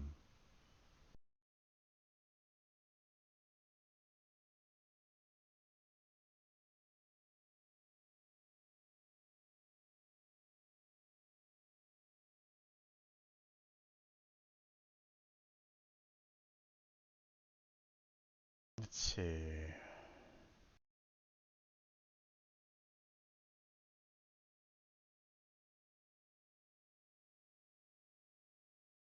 Do I want to kind of create my own um, do I want to have my own like generic hex tiles in here within the hex path? Or do I want to actually add these values here into the hex tiles, even though technically they're not going to be really used inside here? I'm not sure. Boy, I'm really pushing the boundaries on this one, aren't I? But I think that's where we're going to go ahead and call it for now there, folks. I didn't really get very far, but that's okay. Um, we're going to need, this is, this particular section, this particular um, portion of the code is highly important. So I don't want I don't want to, just try to, um, go breakneck speed through it and suddenly screw myself up later. Okay, I need to kind of take this slow. I need to take it methodical. I need to make sure that I plan out all my steps on this because if I make one wrong move on this, then I'm basically screwing up the game, and I don't want that to happen. So, um, so from here on out, now that I'm kind of committing to this particular setup here, um, I'm going to be, um, I'm going to be really kind of taking things a little slow so that I can, so I'm able to kind of handle whatever challenges that I might face along the way on this particular sideline. But once I'm done, then it's going to be interesting to see because then I'll be able to, um, then I can start putting um, these pathings into our human characters and into our um, monsters. Put some randomization into the monsters, put some actual coordinates into the humans, and we'll see what happens. Um, Obviously, we're not dealing with any of the collisions or anything along those lines just yet, but that's okay. We're gonna get there. Um, we don't need to worry too much about that. So, um, yeah, that's where we're gonna go ahead and call it for now. Um, so let me go through my last two um, announcements. If you weren't here for the my earlier announcements before, um, you know, I have a poll up right at the moment on my Twitter account concerning some games and the next game that I'm going to be playing on Tuesday, Thursday, Friday. So if you're interested in what potential game I could be playing during that time, go ahead and check that out. Put your vote in if you want. Um, that's on my Twitter account, or you can go to my Discord and submit your vote there if you want. Either way is fine. If there is a tie, however, I will be casting that final vote in. So, um, so there won't be any, and I'll be the tiebreaker. Um, so there's that. Feel free to go and vote if you want. Um, the other announcement that I have is the fact that I've built up a streaming team. Um, um, not not Twitch official yet, but maybe someday it will be. But um, I'm um, the application is open for anyone that wants to submit an application for entry into the team. I look forward to anyone that is willing to join. Um, anyone that is willing to kind of help out on the team, I welcome. Um, it will help in the long run, and um, as the team grows, so does the potential of seeing the dream become a reality. So having everybody basically help each other out um, boost everybody's content up. That's one of the reasons why I built that team. So um, so if you like what you hear, like what you see on that team, there's a link down below on my Twitch About page. So go ahead and submit an application in for it. Um, I'll be reviewing it for now, so um, uh, but who knows? Maybe later on there'll actually be some people that want to join the application process. Um, you know, if they have time for it, of course. Um, so it might not always be me, especially if you're watching this on YouTube. um, but I mean that's available. So feel free to check that out if you like.